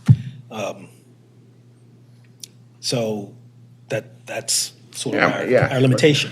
I was saying that too. Again, I'm in favor of what we're working with. That's the problem we have here. What we're working with requires great creativity, which I'm providing. And again, there's so much evidence of this being allowed in the city. Is we're creating functionality and usability of space that are properties already been in use. I'm not the first one that has proposed such improvement to property. Let me ask you one more question. When did you acquire the property? 2016. Okay. And you have renovated the second and third levels? No, I haven't touched second and nothing at third all? level. The only thing I touched was the first level. And the second and third level was just a no-go zone because, I mean, like I said, I can't imagine what you can do with that space. It was never meant to be a residential space. So when I say the city has a responsibility of helping along in making this function, because the city zoned this place R8 residential. And if you look around the city, which I've done 100 times already, there are properties that are just as similar as this that has needed to have just about the same variance I'm asking for to make them functional. I mean, if 3 or 4 of them are in one corner right here in Canton, you see a nice functioning restaurant where they have 6-foot cantilever off the street side. And I have done restaurant too. You need that space to seat people. When you come up the steps, you cannot seat people when you only have about 6 feet to walk with. Hence, they're functioning, viable businesses today. When you take that to compare to this, you realize this is just exactly identical structure that you cannot do anything with unless you give this, I think these are necessary variances to make them functional for people to live in and also to contribute taxes to the city. That's why I said, I can't imagine why this is this contentious. I'm willing to do the work. The neighborhood really welcomes the idea that this building has to be improved. I have done a lot for that neighborhood, even just with the restaurant. When the restaurant was open, it got killed by COVID. People welcomed it because it created activity in that block and everybody became a part of it. So I think I've done enough for this neighborhood that I don't want to go back on that. We need to develop our communities, and some of them requires some serious creativity. We can't just quit and say, oh, we've tried, maybe not, maybe not. This building has to be made to be useful to the community it lives in. What I'm asking for has been done all over the city. If it hasn't been done, if it was the first time I'm doing it, then I can comprehend the difficulty we're having here today, because all you gotta do is drive around. Even today, right now, as we talk right now, sorry, Ms. Wick brought up about the 10% variance right now. I think it's Charles Street, I just drove by there yesterday. There's a property that's being renovated right now where they're adding 2 floors to the entire length of the property. I don't know why this one is unique to it, becomes different from there, so this thing does work. I really can't speak to any of the so that's what I'm property wondering, that's not in front of because us, but there's nothing personal here. is there, in your consideration, and this may be the you are given this answer, I don't know, but starting from when you purchased the property in 2015, without doing any alterations to the second and third floor, is it your testimony that there is no way to make a viable dwelling unit on the second floor and the third floor? Yes, no, I've consulted several architects and several construction guys, just because I know what I'm doing, but I needed other people's opinion. There's no way to put a second a dwelling on the second floor or the third level is not possible. That's why I said it. You can see somebody has already tried. The meters are already there for dwelling on the second floor and third floor. It's not viable. I mean, they didn't even build a kitchen. They started building, they didn't put the kitchen anywhere. They didn't even put the bathroom anywhere. It isn't viable. Any architect you want to send there today, if they can come up with a way to use this as a two-dwelling unit, they have to be sent from God, because there's no miracle that will make that happen unless for an absolute God and absolute reconstruction. Quite an endorsement there. Okay. And I think I have one question for the committee. Haven't we removed the uniqueness expectation from, I think there's a new legislation that just passed that doesn't require uniqueness anymore. I'm just asking. No. No, we haven't. It's still there. There is a bill that changes the word unique for peculiar, but it's the same standard. Okay, I'm just curious because I think I heard something about it, so I'm confirming. All right. Anything else from the board? No. All right.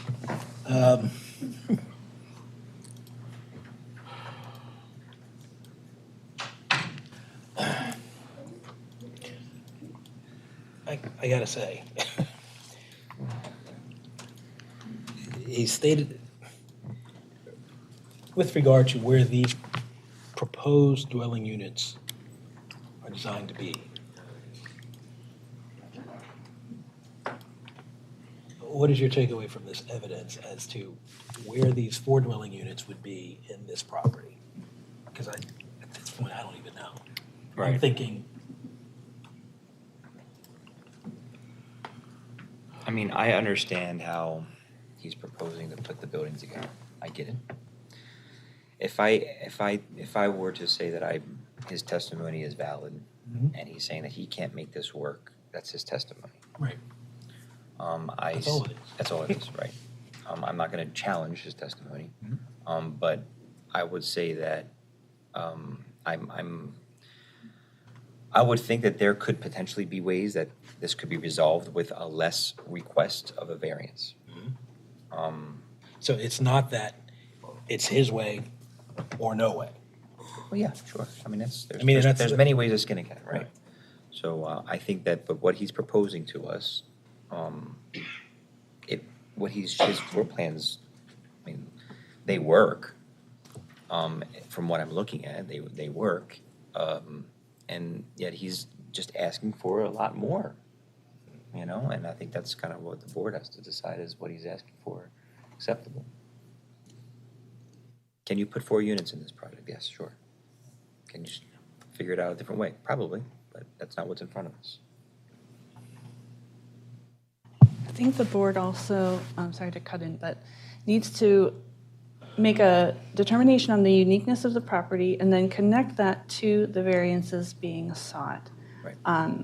So I think, we could do that with off-street parking. We do that all the time. If there's no space for parking, there's no Sure. space for parking. But for things like the addition, the third floor addition, the board needs to connect the uniqueness that's being presented to that addition and to the density variance that's being requested too.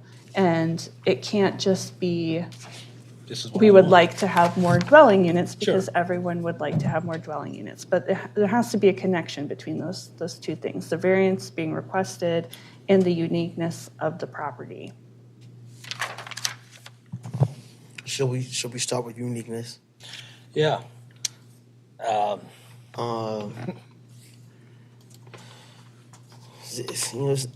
property is improved with an existing non-conforming structure that covers the entire lot. I find that to be unique for this particular neighborhood, that portion.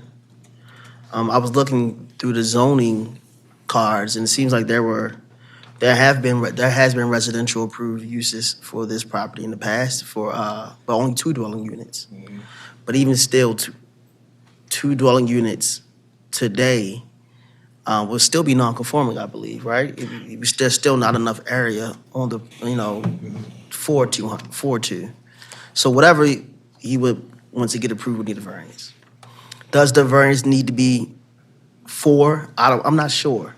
I'm not sure. I mean, staying on uniqueness, it seems like the existing layout of the property with, the second and third levels are pretty much gutted out. I think that is, another characteristic that could point to uniqueness. I think the testimony I heard was that there are 3 meters. There's a third meter.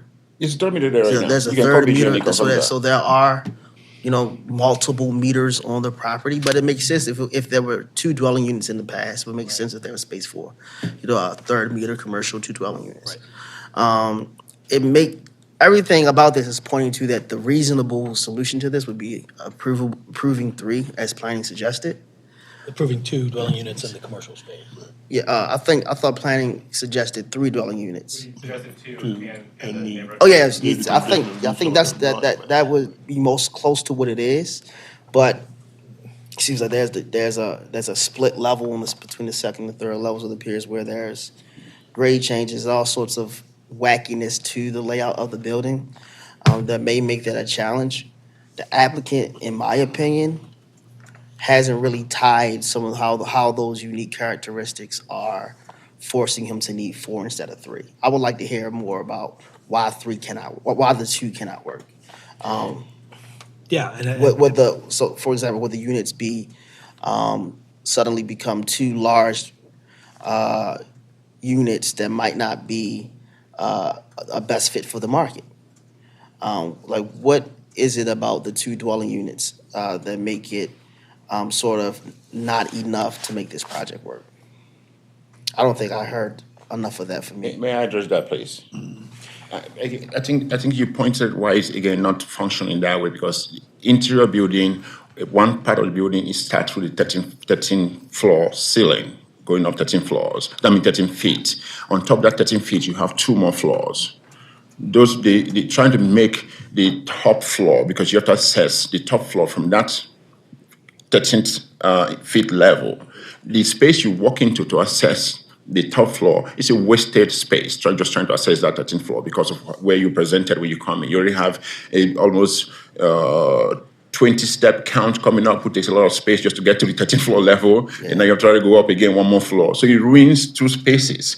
And again, if you're trying to say 2 units is not viable, because you're going to have 2 units that is almost 85, 90 foot long, and if you're not giving the variance from the counter lever, nobody can live healthy in a confined space of barely 7 feet. We're punishing whoever is going to live there. We're punishing whoever is going to move. Somebody else has already made the attempt to do it here. You can see how awkward it looks. It's not possible.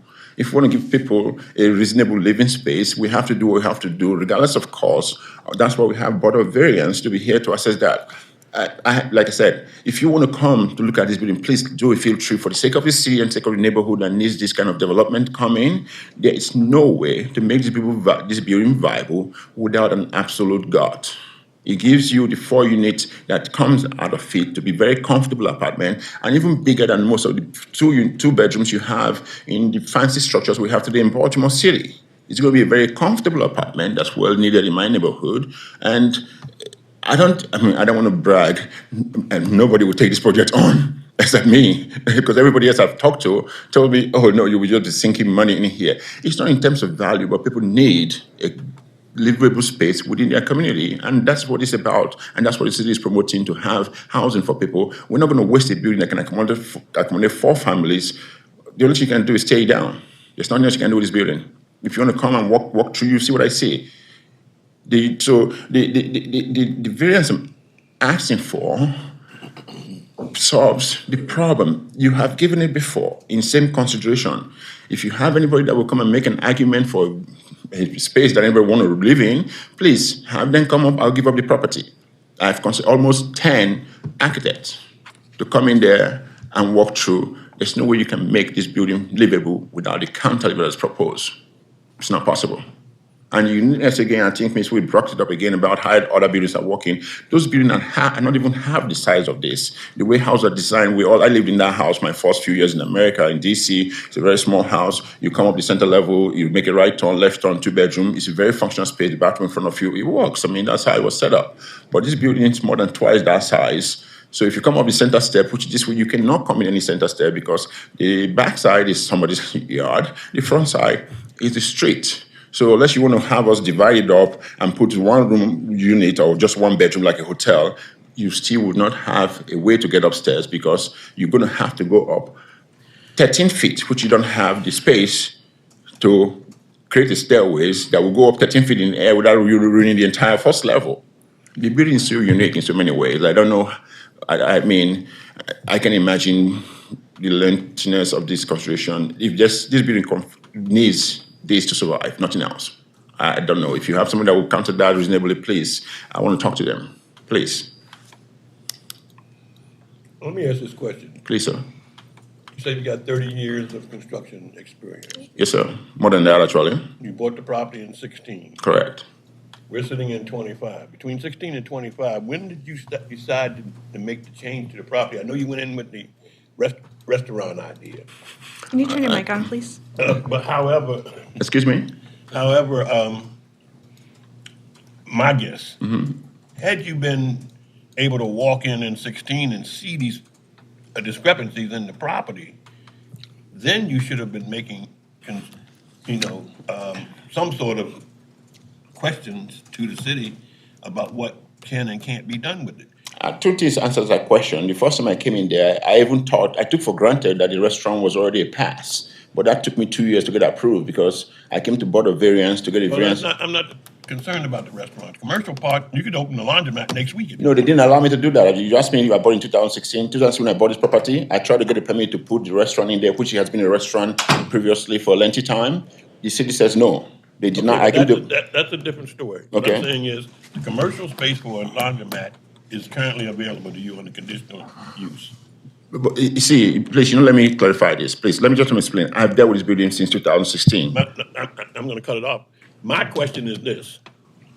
Had you moved in 16 or 17, you would have been head of Transform Baltimore, which is part of what created a lot of this disconnecting of properties to zoning. I did move ahead in 2016. Getting permit to do the restaurant cost me 2 years with the City Board of Planning. 2 years it cost me because I had to do that I first. understand that, and COVID came along and a lot Yeah, of so I did move right away when I got a property to do what I have to do. But And when I with got an into educated construction eye, what? when you first walked in there and saw the work that someone else had been doing, and that was incomplete, Yeah. should have rang a bell right there that this thing is not going to work. No, that's why my educated construction. I understand what you're saying. I'm not saying that it would have happened. It's a legitimate automatically. concern. It's a legitimate concern to yours. And again, to give me my credit, I know a lot can be done with this building, even with the limited possibilities. So I'm the one to see that more can be done with this building. That's why I wasn't bothered about buying the building. Because more can be done with this building. I didn't have the kind of money, nor do I have the credit to assess the kind of money or leverage to assess that kind of money at that particular time, because this is going to still cost some, assessing this money to do this. We know that you don't get that kind of loan in that neighborhood, so I'm going to be as creative as I can possibly be to assess the money. So money was the issue back then to do that. And also coming forward right now, COVID killed the restaurant, but I wasted 2 years with zoning to even allow the restaurant that was already existing. So you can imagine the frustration for anybody. People that had to invest in the restaurant walked away. I had to do fight all by myself to get a restaurant approved. And when we finally get approved, there comes COVID. After we finish the work, there comes COVID. But my conversation is not about the commercial side. My conversation is about the residential side. You could have had a restaurant, if no COVID and people had done things faster, the restaurant. If I had the money, I could have done it then. There was no money. Yeah, you had the But money. the commercial's not our stumbling block. Our stumbling block is the residential. We have to deal with it when we can afford Didn't it. see in 16, 17, or 18 that this residential piece was going to take a lot more maneuvering, so to speak, on variances and whatnot from your construction experience to do that. I talked to a lot of people, even within your department. I don't want to name names that believe this is possible. I don't want to start naming names because I do my research. I talked to a lot of people within your zoning board and stuff variants. A lot of people said this project wouldn't have been difficult to approve. Kind of tied down to the law. You asked me a question. The answer to your question is I didn't want to name. I talked to a lot of people. No, I'm not saying that. I believe you did. Who you talk to. They said this approval wouldn't be difficult because we need housing. They said a lot of people told me this approval would not be difficult. Would not be difficult? Yes, to approve. Check the sources. Huh? Yeah, What is that? I would have checked those sources. See, so what do I do now? When I talk to the city, you tell me, give me an answer, I work with it, and you tell me I'm wrong. There's no way to move this forward without variance. If you feel there's a way to move that forward, this is how we come to settlement.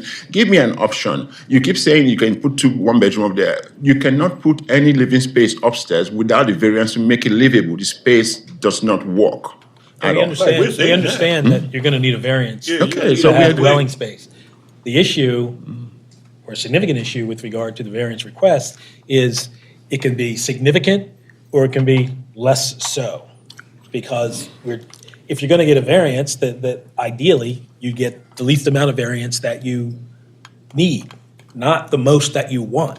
So I agree with you. You and I don't have an argument there. The point of it, somebody said about being crooked. We want to stuff people in places where just for the sake of it, stuff them there. That would be cruel. If we look at it, somebody has already tried to do this. Unless somebody is desperate, we cannot keep forcing people in our community to live in desperate situation. That would be cruel, I think. Somebody has already tried to do this. Unless somebody is desperate, there's no way they will live in this space. There's not even a bathroom here to take a shower in. But that should have been your red flag. You're saying What's somebody's You tried walked to. in and saw it, and they couldn't do it. What made you think you could That's do it? why I'm here with I am here giving you the resolution to the problem. This could be done and far better. They couldn't do it. I know I can. And they couldn't see the vision I had. They squandered money here and they got stuck. So it takes the kind of money people are not willing to invest to do this. And some of us have to sometimes take the bold step to do that. Most people don't have the knowledge of having construction, and most people don't have the understanding of construction, and my belief that this can be one of the best put together projects in that community. And we need this kind of elevation for the community. People need to see this kind of things possible. It's a corner building. It makes a statement. We need to start seeing that in the neighborhood. We have to stop giving people this put together houses, patched up, and have people moving. It's unhealthy. We have to prove that it's going to be done better. And this is it. This building needs the variance to work. If you have any other way, please put it together, lay it out. You can't even find financing for it because again, and I don't know, this guy probably uses personal money. No bank will approve this loan for this kind of structure because it's non-definitive. There's no sprinkler system. There's 13 walking up like these steps is so inclined that you won't even want to go down the step because it's 13 feet high and you literally fall down looking down trying to go to it. I think you just answered the question. Sorry, thank you. No lender's going to see how to do the debt servicing. No, not With that. just No two lender is units. going to see the. You need enough money to do it, but it takes 4 units. No, not that. That's not what I said.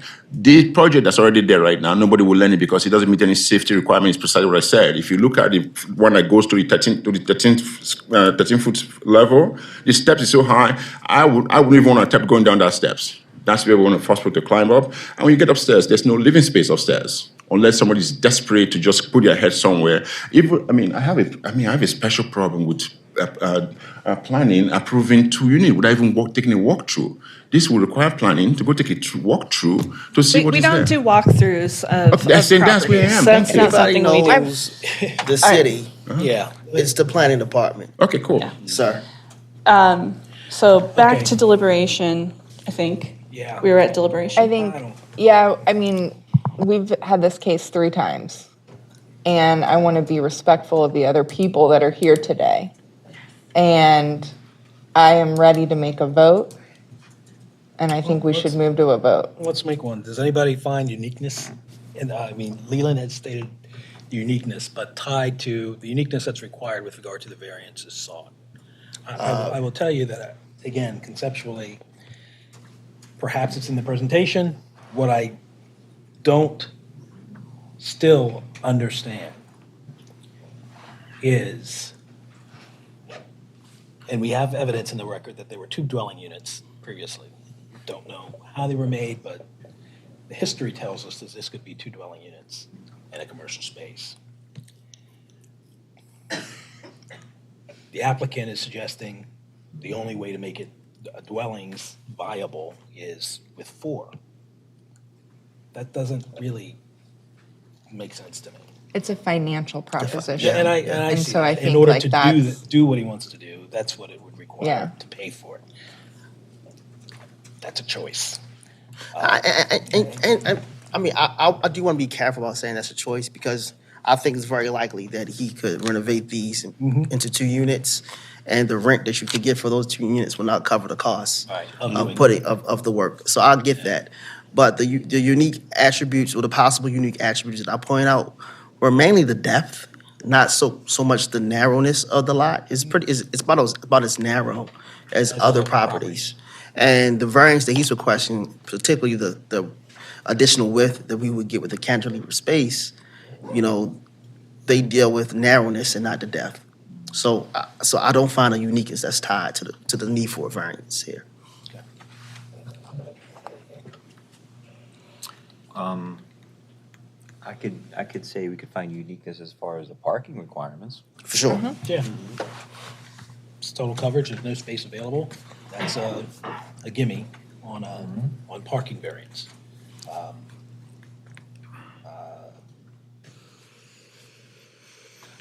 So we could deny or we can give you 2. Well, with regard to the conditional use, I think the conditional use is fine. It's got a historical use, no evidence of detriment,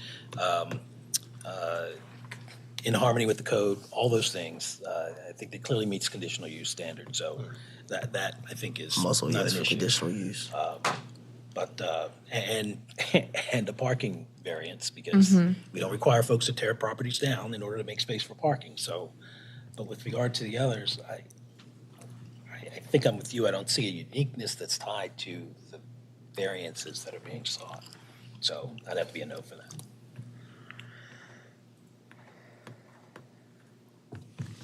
That's my vote. Yeah, Splitting the ticket like that. the minimum lot area variance is definitely, I don't see enough in the record from testimony to feel comfortable approving the minimum lot area variance for the 4 dwelling units. I would do it for 2, but I can't do it for 4. I think I might recommend having the applicant submit a new set of plans for the 2 and a new application, and not have us say you can have 2, because we haven't seen the plans for 2. Yeah. And I just want, sometimes things get confused in this process and people don't understand what we've done. So I think it would just be cleaner if we're approaching this as 4, because that's what the applicant has asked for. And then if he wants 2, that being said, he would have to come back through for 2. All right, maybe I'm revising what I'm saying. I mean, but that's a choice, right?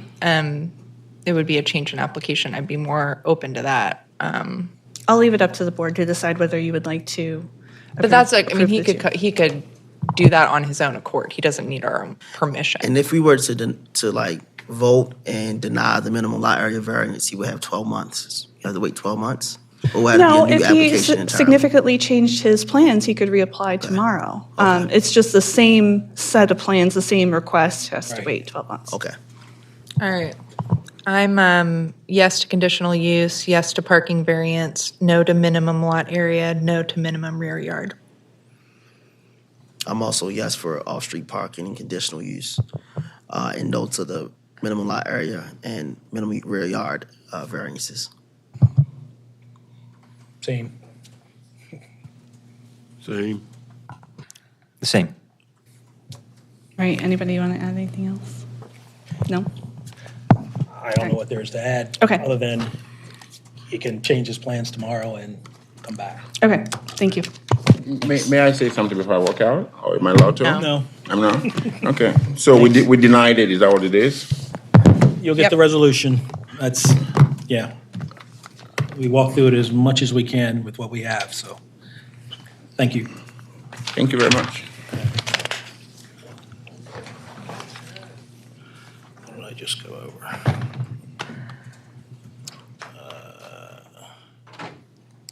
1121.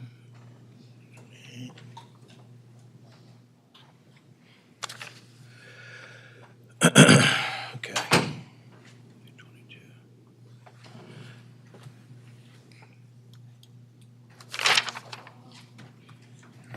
That was 222. What is the next on our list? Order? 278. 278, okay. Case number 2024-278, 1000 Ebbetson Avenue, this is R8 District, Jesse Murphy. Request is to use the premises as a dwelling, multifamily dwelling, 3 dwelling units, requiring variances to bulk regulations, as well as off-street parking approval. Let's get the witnesses sworn.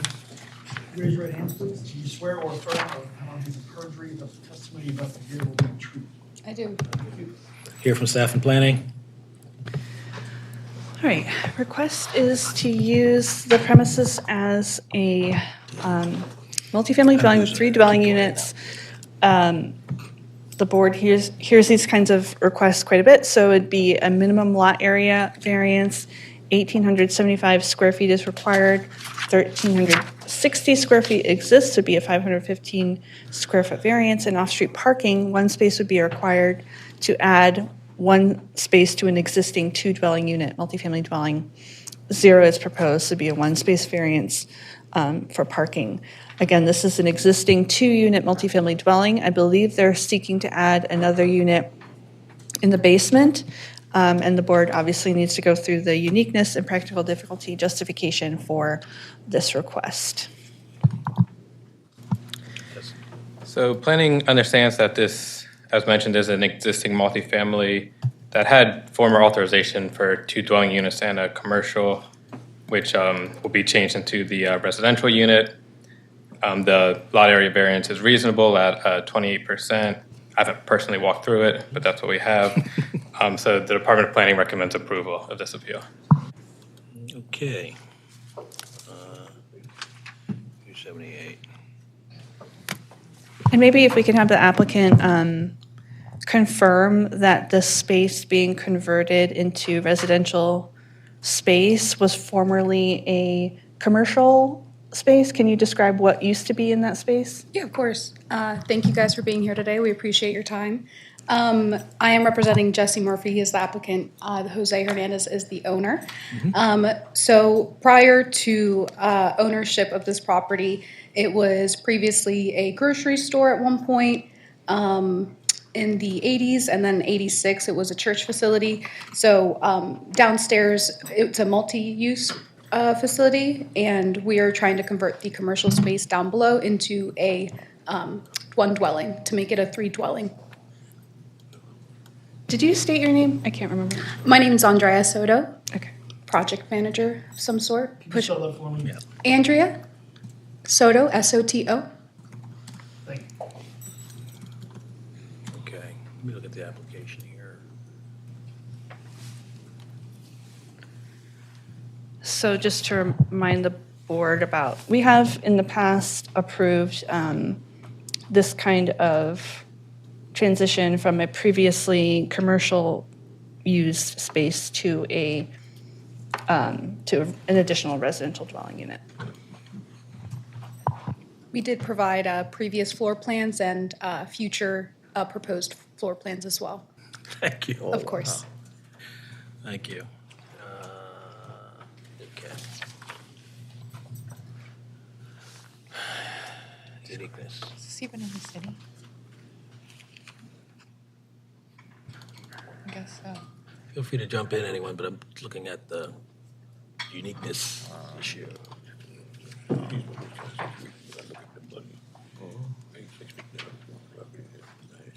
Wait a minute.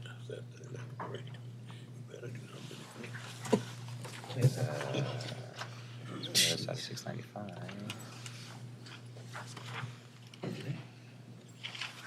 Wait, I'm confused. Could you discuss a little more why the previous mixed-use nature of the property is no longer viable or feasible?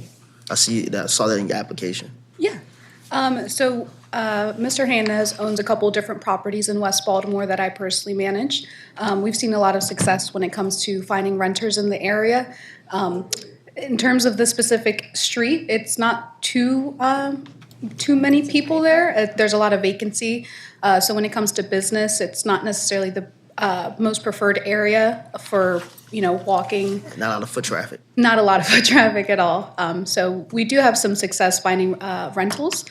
He has a couple different commercial spaces down there that are 6 units. So we know that the multi-units definitely work. People love them.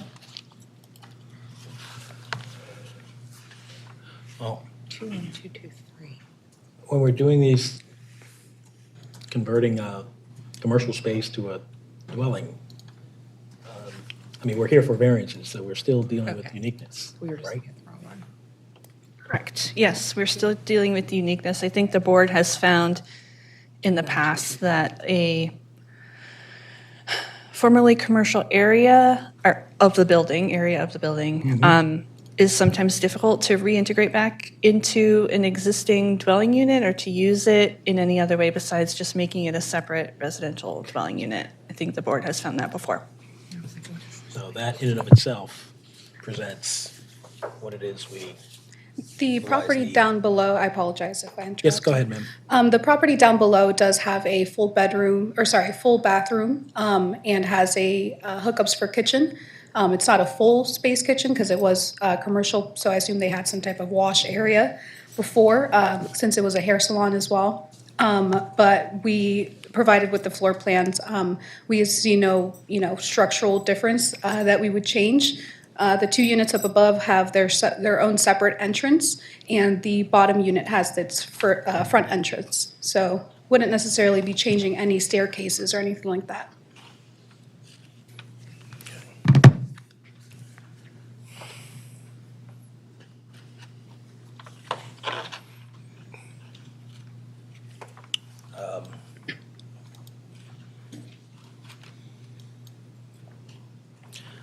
I'm sorry, what was the commercial space used as?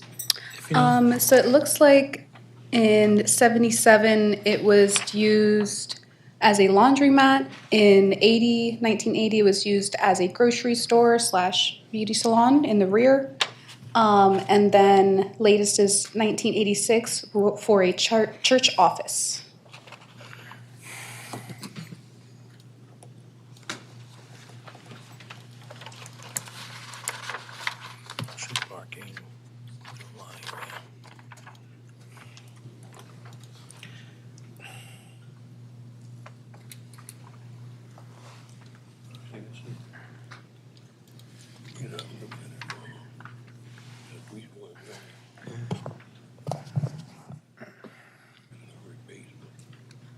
Is there any additions that you're proposing on the property? No, sir. So this is all existing space? Correct. I believe the only variance we seek is a bit of square footage and the 1 parking spot. Okay. Although I did have a question. I know that it's required for 1 parking spot for 1 single dwelling. The property is for mixed use with the 2 dwellings up above, but it currently does not have any parking. It's just a backyard that's fenced in. It does have an alley that cars can pull into, but we weren't looking to put pavement down there as there wasn't any there existing before. There's ample street parking. Like I said, it's a very vacant area of the city, so there's not a lot of foot traffic or cars parked everywhere. Get a parking space on that rear yard. I think you could probably put 2 cars there, but that's probably as big as it would get. Typically, when there's an inability to put parking, or it would take sort of removing part of an existing structure to include parking. We'll probably be more likely to grant a variance. But if there is space to include off-street parking on the property, it makes it less likely that a need for a variance. Need for a variance is less likely. Okay. Yes, there is an existing backyard area. It is fenced in. I don't believe that it has a slit of concrete to kind of put a car in there. But if that's something that we need to do in order to have it granted, that's something we can do. Would the turning radius work? I think that's the other thing of if you have a small alley. Yeah. It is a corner lot. So I feel like we would have the most easiest turn access. Okay. Well, then it looks like we probably don't have enough to approve your parking variance.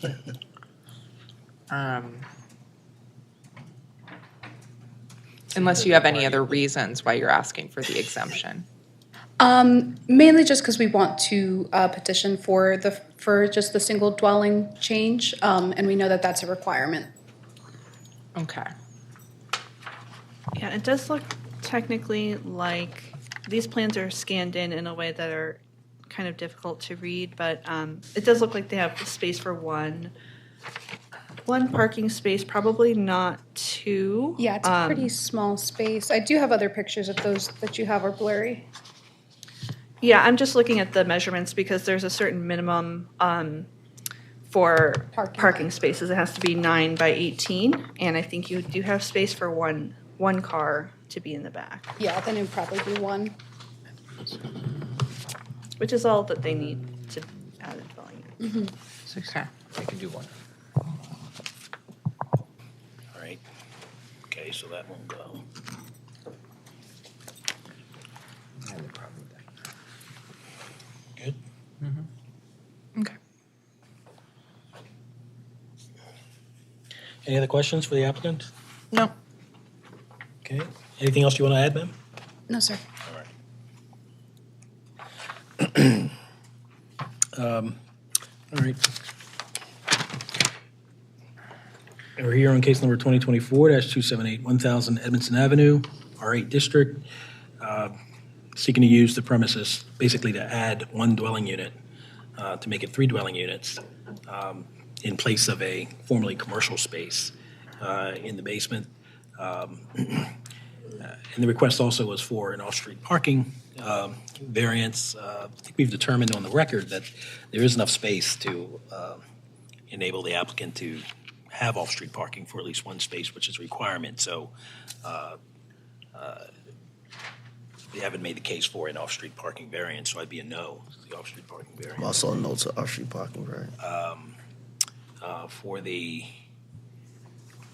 minimum lot area, again, doing the analysis for a variance, uniqueness, this previously was or is it's an old commercial space, now converting it to a dwelling use.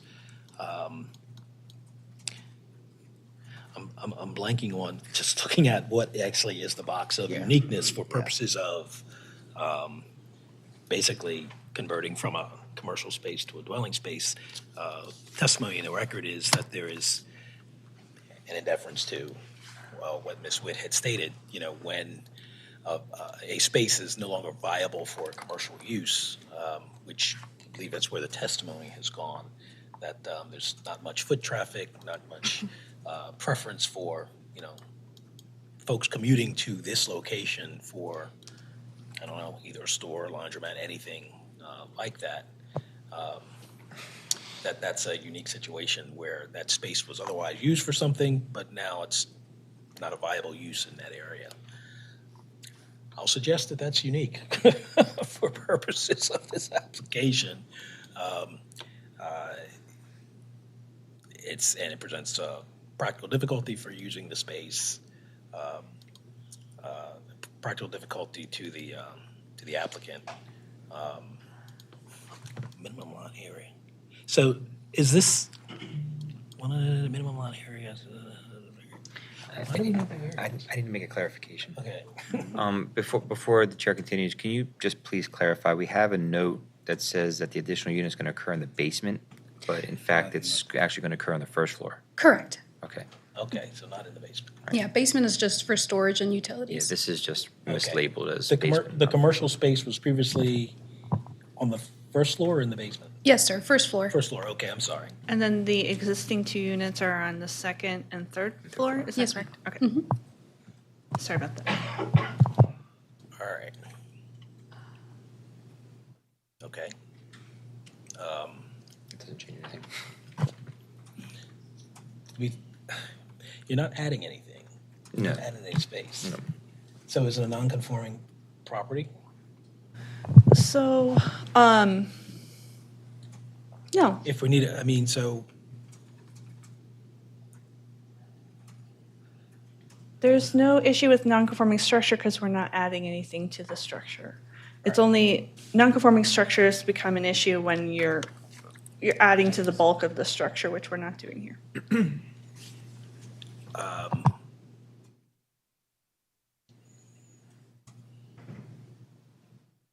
So we need the minimum lot area because it's a dwelling unit now? Because you're adding a dwelling unit to the existing 2.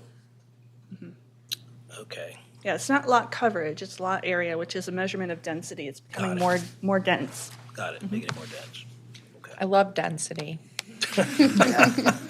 I will say Seems to be the that some topic. council people have some plans to increase density in R8, but that hasn't happened yet. All right, anyway. Property's unique, presents practical difficulty for meeting the minimum lot area density. Practical difficulty is caused by the code, not by anything the applicant has done or not done. Purpose of the variance is not based exclusively on desire to increase the value or income potential of the property. The record evidence is that it's a desire to simply utilize the space in a way that is most accommodating to the area at the time and availability of additional housing. Variance would not be injurious to the use and enjoyment of other property in the immediate vicinity, and there's no evidence of it substantially diminishing or impairing property values in the neighborhood. Probably would increase it. I don't know. Variance is in harmony, I believe, with the purpose and intent of the city code. And I see no evidence in the record that the variance would be detrimental to or endanger the public health, safety, or welfare, or be in any way contrary to the public interest. So I'm a yes for the minimum lot area variance. I'm also a yes. I vote yes. I too am a yes. I'm a yes. All right, so I heard a unanimous yes to the minimum lot area, and I think I heard a unanimous no to the parking variance. Yes. Is that correct? Correct. That's correct. Okay, thank you. Just want to make sure that means that we should add one parking spot to the pack. Yes, correct? ma'am. No problem. Thank you so much for your time. Thank you.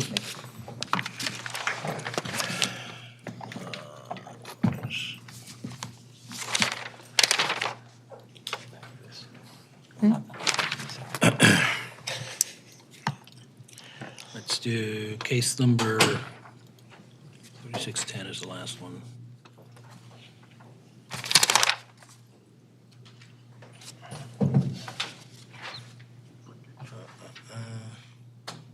Oh, 02.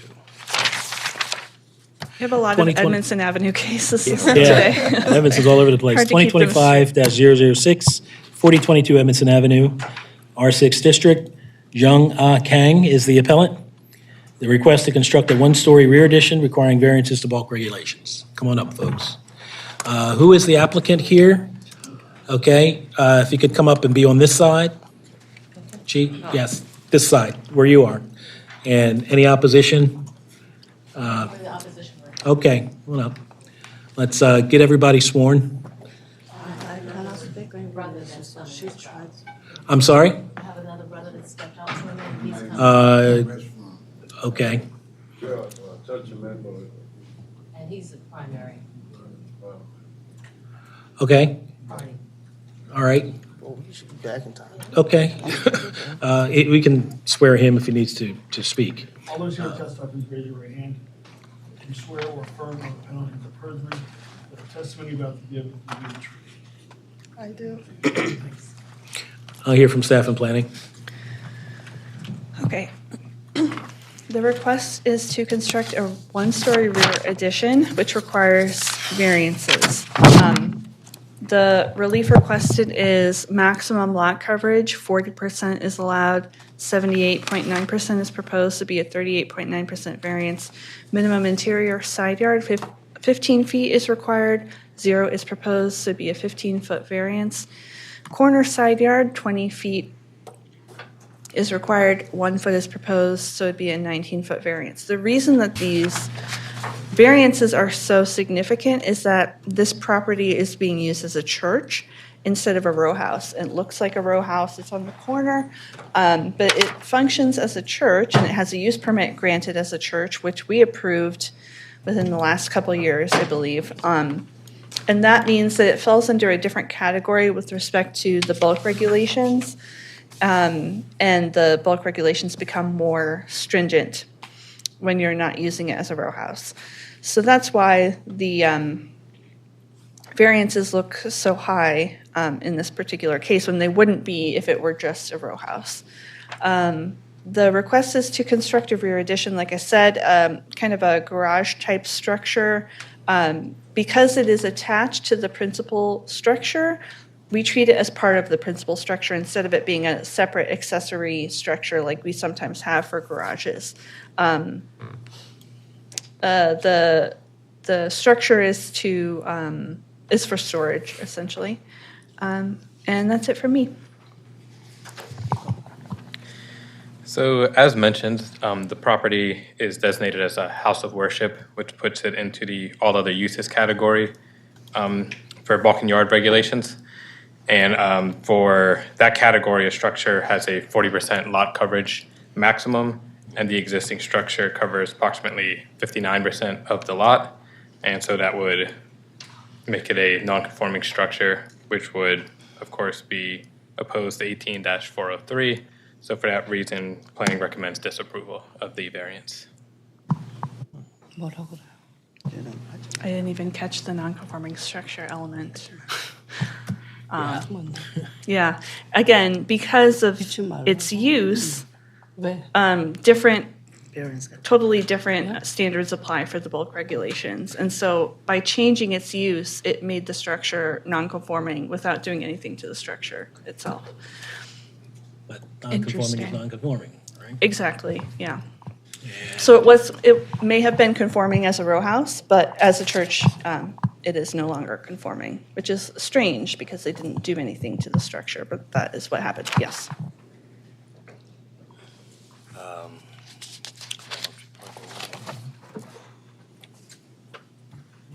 Do you know when this was approved as a church?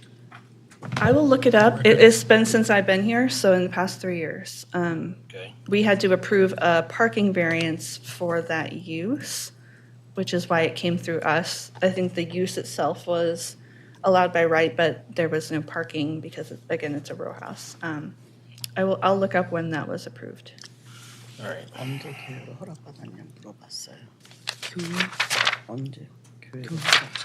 Okay. Tell us about your project and what you're seeking to accomplish here and why. I'm going to be acting as an interpreter for her because she's Okay. limited in English. It's going to need your name. I need your name for the record. Myung. Interpret. I need your name spelled for me, please. First name is Myung, M as Mary, Y-U-N-G. Last name is Kim, K-I-M. Okay, great. Okay. Do you want me to swear her in as an interpreter? Do that. That's what she's going to. You raise your right hand. Do you swear that you will correctly interpret from into English the words that she says? It's been a while since I've done the interpretation. No worries. Do you swear or affirm that you will correctly and truthfully interpret from what language are you interpreting? Korean. Korean. From Korean into English, English into Korean for the witness. I will. Okay, thank you. Do you need the witness's name since you'll be speaking? I believe that's the appellant, correct? Correct. That's okay. Junon Kang, correct? Okay. All right. Great, thank you. Got it. And just to be clear, if you're going to interpret for her, which is great, you just say exactly what she says. You can't also testify on your own behalf, okay? So just go back and forth between what she's saying and then translate what the board is saying to her. And also because I'm recording, it needs to be consecutive. It needs to be Korean, English, English, Korean. You can't talk over her. Okay. All right, thank you. Before we get to that, can you swear this gentleman who just came in? Yes. So do you swear or affirm under the penalty of perjury that the testimony about today will be the truth?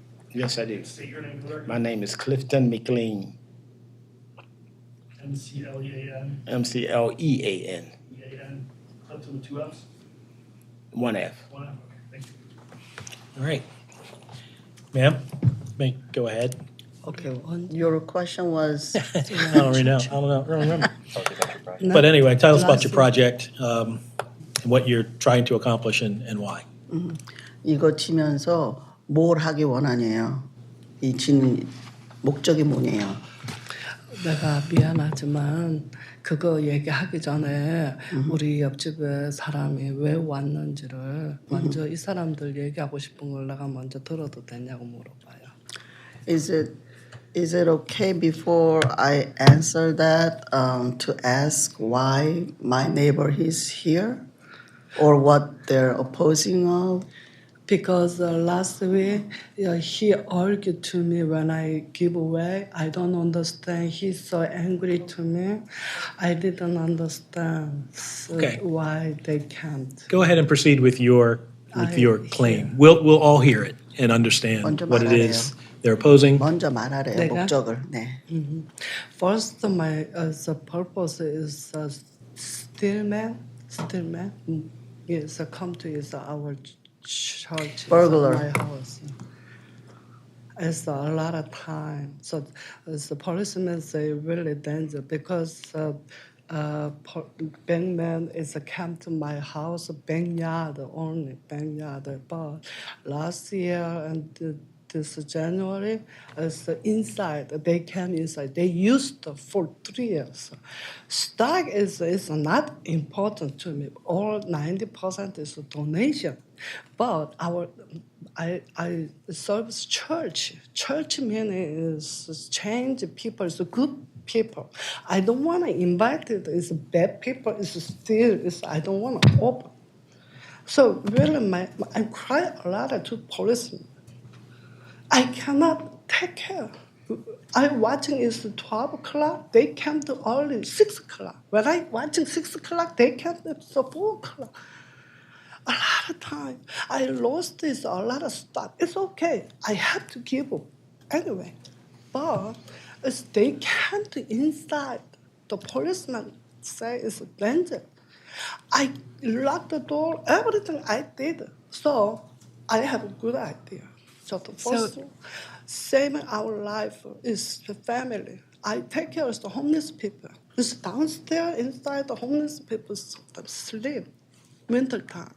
So I cover everything is a backyard as a storage. And second, when I provide is Wednesday and Saturday, 2 times every week for 3 years. I did it. So a lot of people more. Because they couldn't get its grocery. But I gave to everything. Furniture, electric, machine, everything. And clothes too. So we opened this outside, more people, a lot. We need storage. They complained, it's a neighborhood complained, why you furniture is outside, put on there. So I need storage. Yeah, you're right. So let me Yeah, did you let me try to understand? understand what you told us, and then I think it might be easier if we interpret some of the things. So, so what I'm hearing is you're here seeking the addition that would be used for storage, and it's because you've seen an uptick in crime. And so you need to secure the church's property. And in the past, and you're doing this, one, to secure the property, but also to respond to maybe neighbors' complaints that there was property. Okay, that's the part. The last part, yeah. Because, Neighbors' complaints that some of the church's the property, donations. the furniture, the donations? Donations that's coming in is spur out in the grass, so they complain. So she wants. Oh, to I put see. that in Okay, the so people drop off donations to the church. Yes. I'm assuming furniture, Yes. clothing, things like that. Yes. Okay, and so the neighbors said, we don't like to see the donations out on the street. Yes. And so you're here today to request the storage facility to both protect the property and respond to neighbors' concerns that some of the donations were being left outside. Does that? That's bulk of it. Yeah, the first one that she mentioned, she explained the burglaries, thieves was just outside, but they got bold and they start breaking in into the house. And no matter what kind of lock she puts in, they break it in. And she have those people in surveillance, but no one is able to catch them. So she was really concerned. It's all donation. It's not much worth.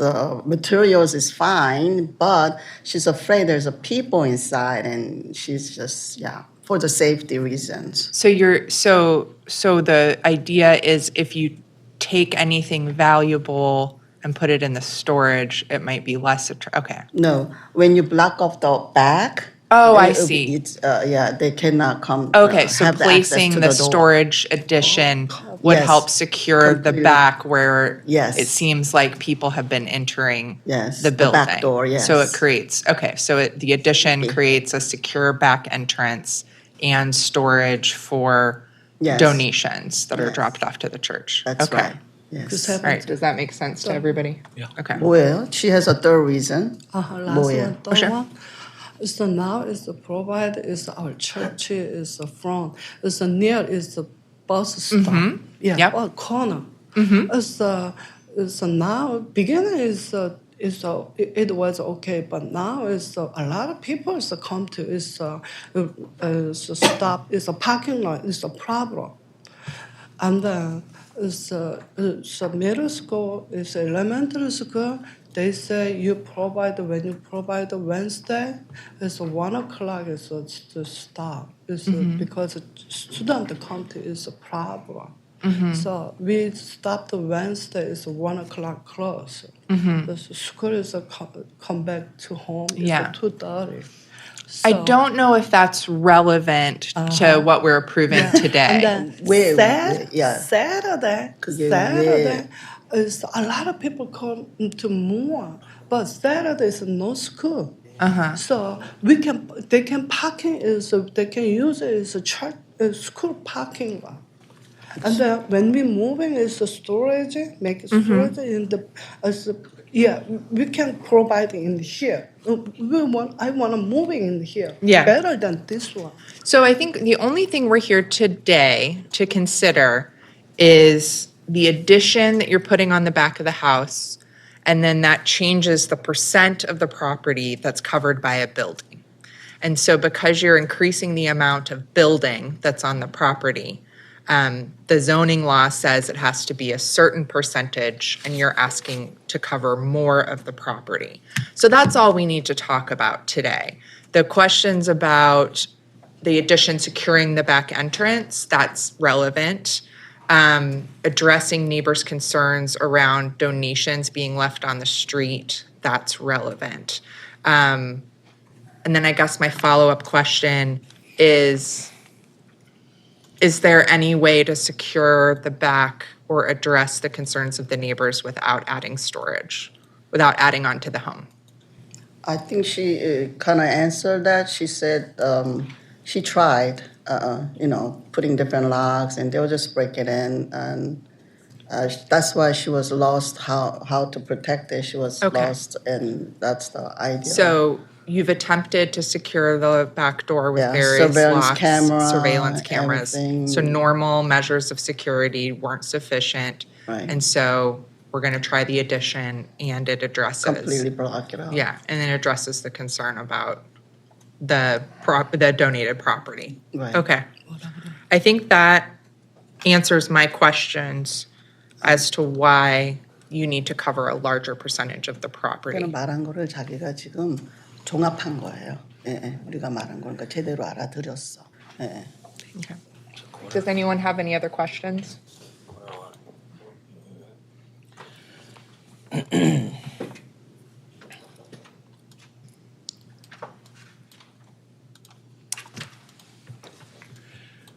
Ma'am,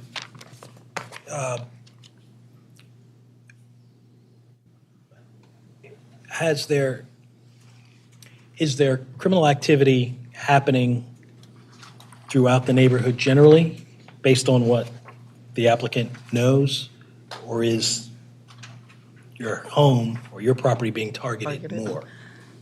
동네에서 지금 범죄가 일어나는 게 보통 다 그렇게 일어나냐, 아니면 우리만 그렇게 당하고 있냐 물어보는 거예요. 우리만 너무 당했어. 너무 많이 차도 한 대 잃어버렸죠.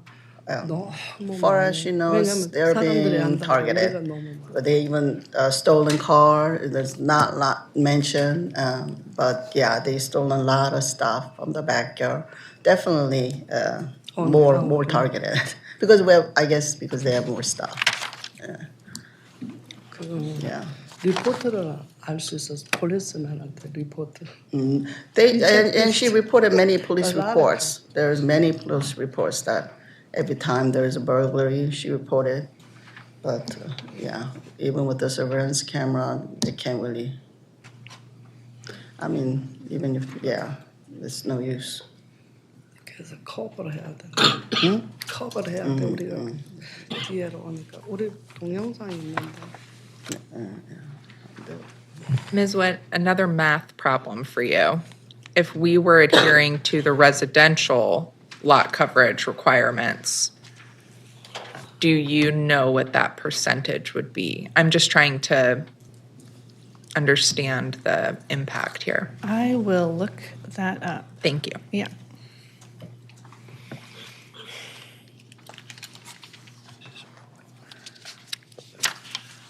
I don't know how she might know this, but your property is adjacent to a street. Not that people couldn't also get to the other property's interior. But would it be fair to say that there's easier access to your property than other properties in your area because it's abutting an actual street, public? May I answer not as an interpreter because she showed me the surveillance camera. They do not come from the main street. They come from the back alley. Couple people just during dark nighttime, they will just roam, pretend they're just there for hanging out. Then they just jump the fence and just break into the house. Yeah, I've seen that. One of the things that she mentioned that speaks to uniqueness is the bus stop in front of her property. So it creates probably more foot traffic than might be normal and Yeah, I mean, we've had cases where people were concerned about security, trash, things that were more prevalent because there's more foot traffic past there because it's a public thoroughfare. Yep.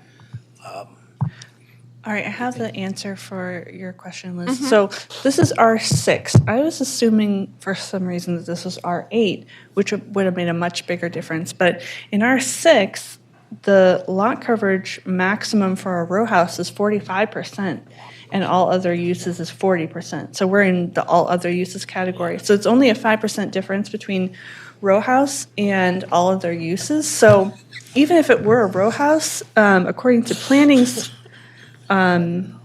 report, the existing structure covers 59%. So it would be non-conforming regardless of use in terms of lot coverage in R6.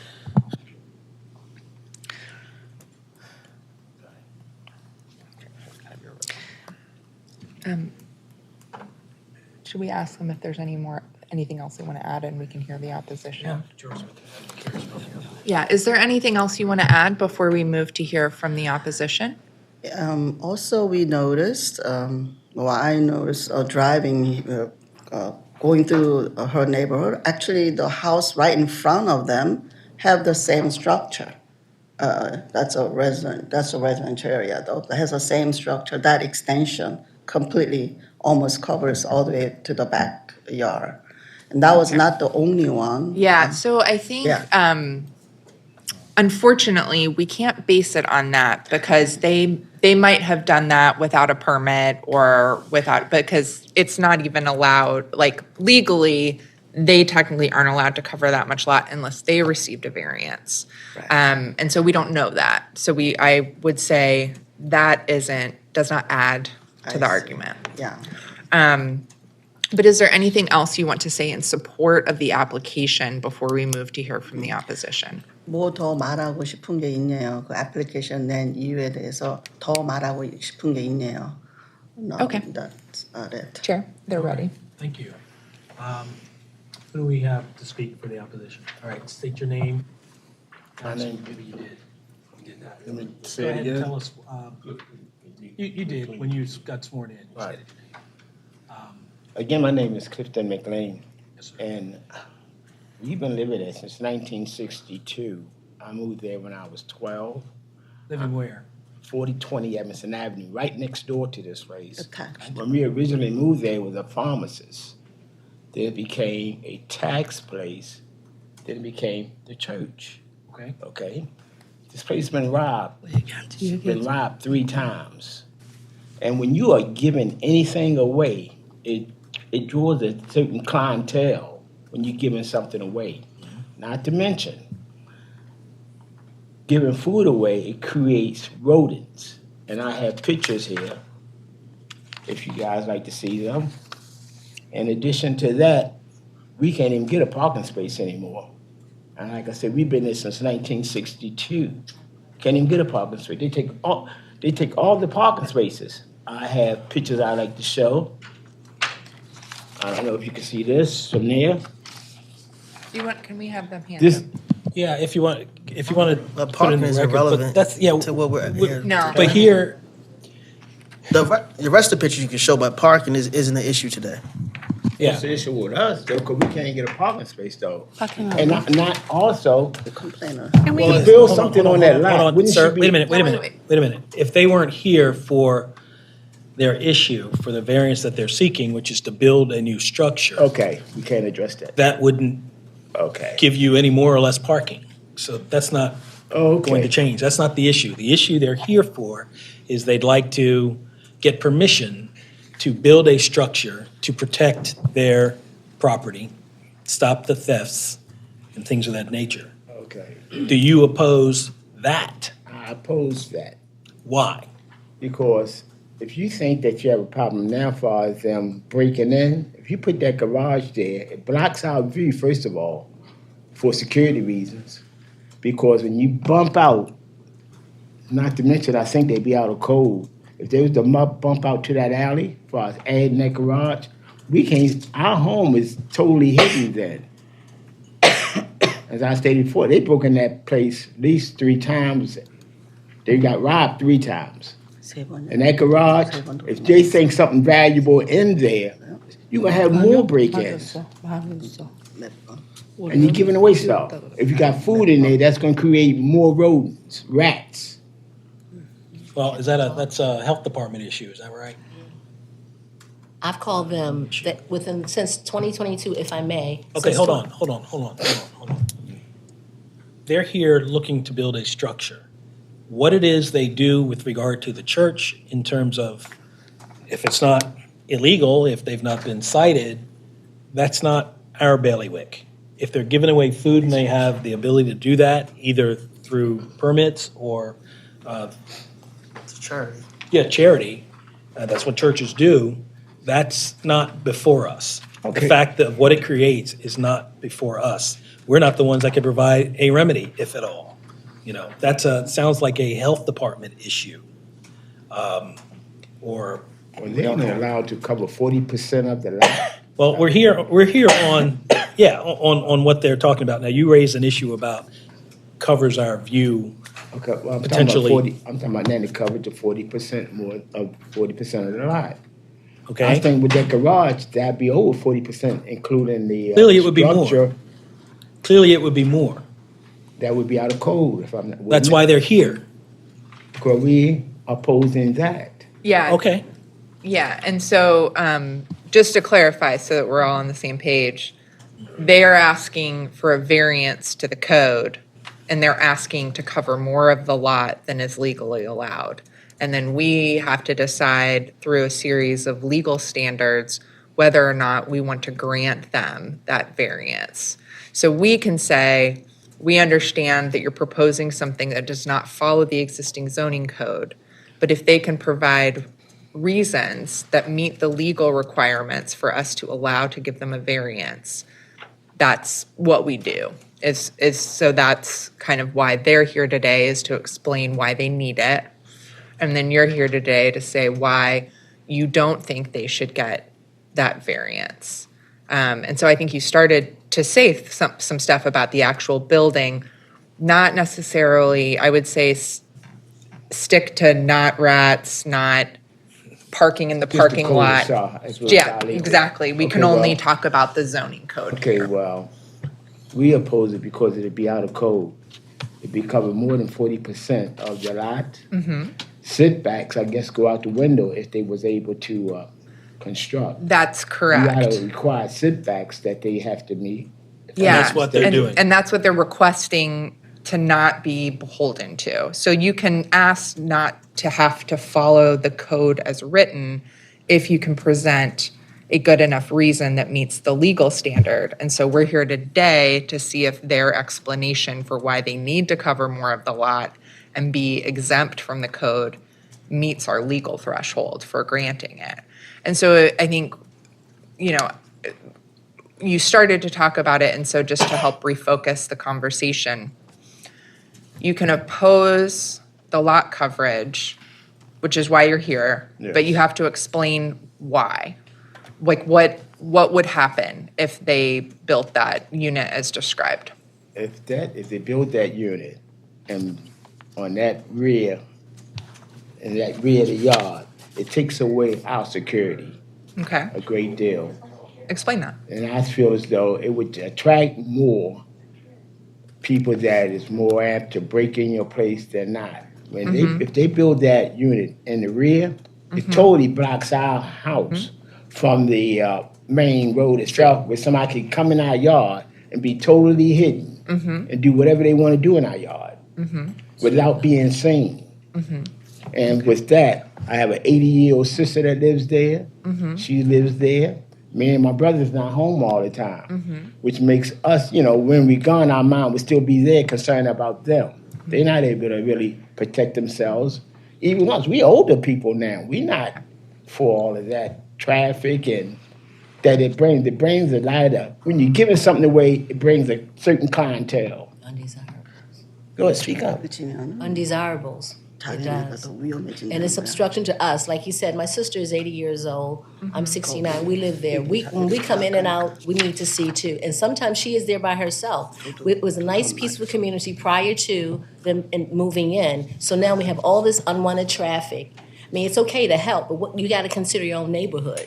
You're giving to them and taking away from us. It's normally a peaceful neighborhood. You don't have all that traffic, whether you're giving or not, front or back. There's been a killing on the bus stop, and you had 3 break-ins. We haven't had any type of disturbances for umpteen years that we've lived there, in and out as a family. So now here she comes, and it's here comes Traffic. Here they come, and it's like undesirable traffic. I mean, you're not better than anybody. You're always willing to help, but if it's taking down the neighborhood, which it is, and you have several other neighbors that's complaining as well, it's not that's an upgrade the neighborhood at all. So it's not a good thing. Where should people in your community go if they need help? Well, you have 2 churches up the street on Emerson Avenue. You have a West Side Skills Center is not now open to give things away on a Saturdays. There's several places. And then also, I'm glad you mentioned that, at Emerson Village, you have a great big parking lot. This, to me, was not the place to even do that because, you know, it's a residential area in general. If you want to help, go to the area that's really, really needed, like West Side Skills Center down off of Frederick Avenue, and go back to Pennsylvania Avenue. Those people are not needy like that. You got people driving by, dropping off of things. Now it's become a dump, and they'll take it because that's what it is. No, we're not used to living like that at all. Because, like I said, we've been there. We've been a great staple in the neighborhood. We've upgraded the neighborhood. We do all we can to keep the neighborhood nice and peaceful. We have like 4 or 5 houses around there. It's legacy homes. And they're still keeping it together. And we're one of them. So we have to do all these changes now because here, you know, it's nice to help, but charity begins at home. You're helping outsiders and bringing all this to us. We don't need that. You know, because we're not doing anything negative. We're not giving any negativity to them at all. And so do you think, like, this structure will make the situation worse? I do. It'll make it worse because I travel the back a lot. My sister's 80 years old, so we're not doing the steps front and back. It's a hindrance to our vision. We can't see. I got a cataract surgery coming up anyway. So, I mean, it's right there on the corner. It's blocking everything. It's not good for the neighborhood, period. And it certainly isn't good for us. So would you say, like, the main problem with the structure would be obstruct because vision of from Wildwood to the rest of the back of the homes? Definitely. Okay. We use the rear like 90% of the time when we leave, go in and out of our house. We don't use the front. 안 준다고. And that alley that they speak of is a very busy alley because in the front you got 2 layers of steps consisting of 7 each, and everybody got nodes, so nobody used the front. We all use that alley. Have you experienced an increase in criminal activity along that area? Or would you say, from your perspective, that crime is occurring at that location? I The would applicant's say at their location? location. Yeah, And that suggests they would need to do something about that, doesn't it? yeah, they need to move. And is not building a structure to secure their No. property? No, That would add to it. If they build something and anybody think anything of value is in that garage, they would tear it down. Getting in there. If they went inside their house. They haven't done this to your properties? Oh, no. We no, never had thankfully, we never had, Yeah, we never, the issues we're having now, including red holes in my front yard, I know you said don't have anything to do with it. I called them 22 times to come out. We never had none of that. I'm Not finding even food on the rats. front court, front lawn. Okay. Why? You know, so no, I think just the fact that they're existing there, it's a deterrence to the neighborhood. Well, that's not going to change here. The fact that they're existing there doing what they're doing. I know, but I'm just talking at this point. So Okay, that so what we're structure looking in the at is back- where it is now versus where they're seeking for it to go and what the pros and I say apparent no. cons are. I say no, I'm totally against it. I don't think. it'll I be- understand you're against it. It I won't just be a want to be plus sure, for the ma'am, neighborhood. one at a time. You can Okay. only take us one at a time. I want to be sure I know all the reasons that you're against it. You talked about you use the back alley, you have older population. It hinders vision, could present some safety issues, Right. as I hear it. Mhm. Any other, hold on, ma'am, you'll get a chance to speak. Anything else? They're not the necessarily neatest people in the block either. I mean, you have to ask them to clean stuff up and they empty the trash now, but before, it was a mess. Okay, they're also seeking to rein in trash. They have storage, they have a building. They're looking for a solution to remedy that. Okay, well, I say no, I'm against. Okay, I it. know you say no. Yeah, because it obstructs our vision, and I come in and out, so I need to see. You know, I don't want to stop living just because I can't see and can only come out during the daytime, which is not a given that nothing will happen. But no, we live in kind of free. Do you have here. lighting in your rear yard? We do. Okay, would it still be lit if they have this structure up on their property? You won't be able to see it, not from Wildwood Parkway, because that new structure would block it. Would you be able to can't see your through rear a yard from your home building. still? A garage is normally 22. Okay, we have the specs for the garage. Where's the Okay. lighting in your rear? I said, do you have lighting in your rear yard? Where's that lighting come Yes, from? she said yes. He said yes. Yes, we do. Where does it come from? Does it come from the alley or does it come from your yard? It comes from our yard. Okay, From you'll our still yard. have that lighting in your yard, That no still matter what's doesn't- built on their property. Is that It doesn't correct? necessarily mean I can see what's around the corner. And- So when you come out, as it is stands now with nothing blocking our vision, I can turn to the left and see if there's anyone walking up the street, walking down the alley. I can see that now. If that happens, I can't see that at all. And I think you said earlier you guys use the rear for access primarily. All for umpteen years, yes. And that light sits Do you park in the back? maybe 12 feet off the ground also. I'm sorry? That light that we have in the rear, it sits 12 feet off the ground, about 10 to 12 feet off the ground. With that dwelling that's going up, they talking about, that structure they talking about putting up, Yes, we're sir. not going to be able to see. Coming out that back to the left, we will not be able to see.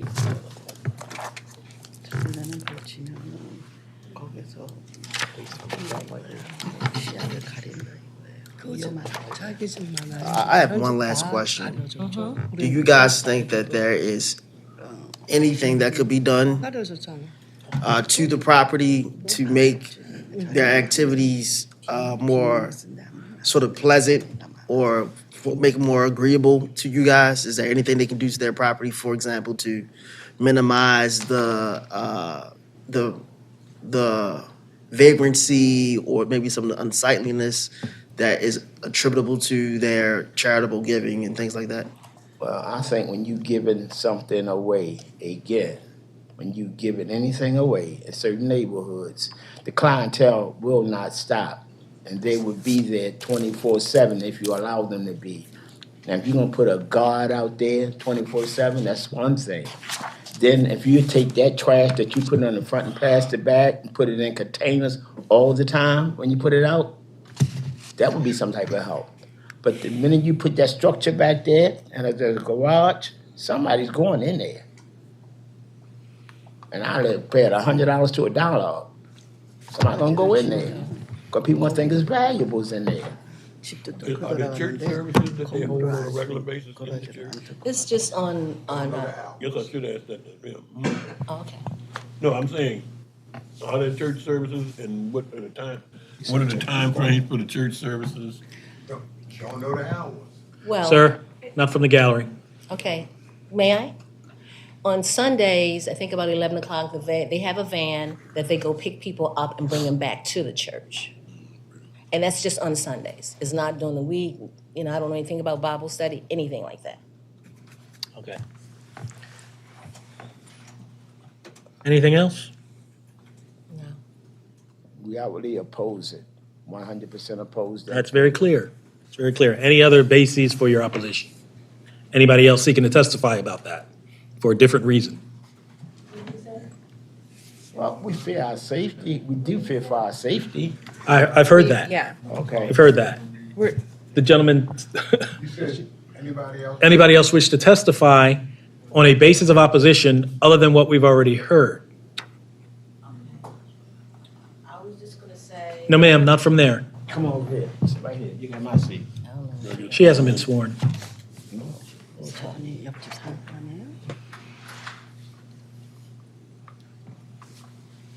Just need you to raise your right hand. Do you swear or affirm under the penalties of perjury the testimony about to be the truth?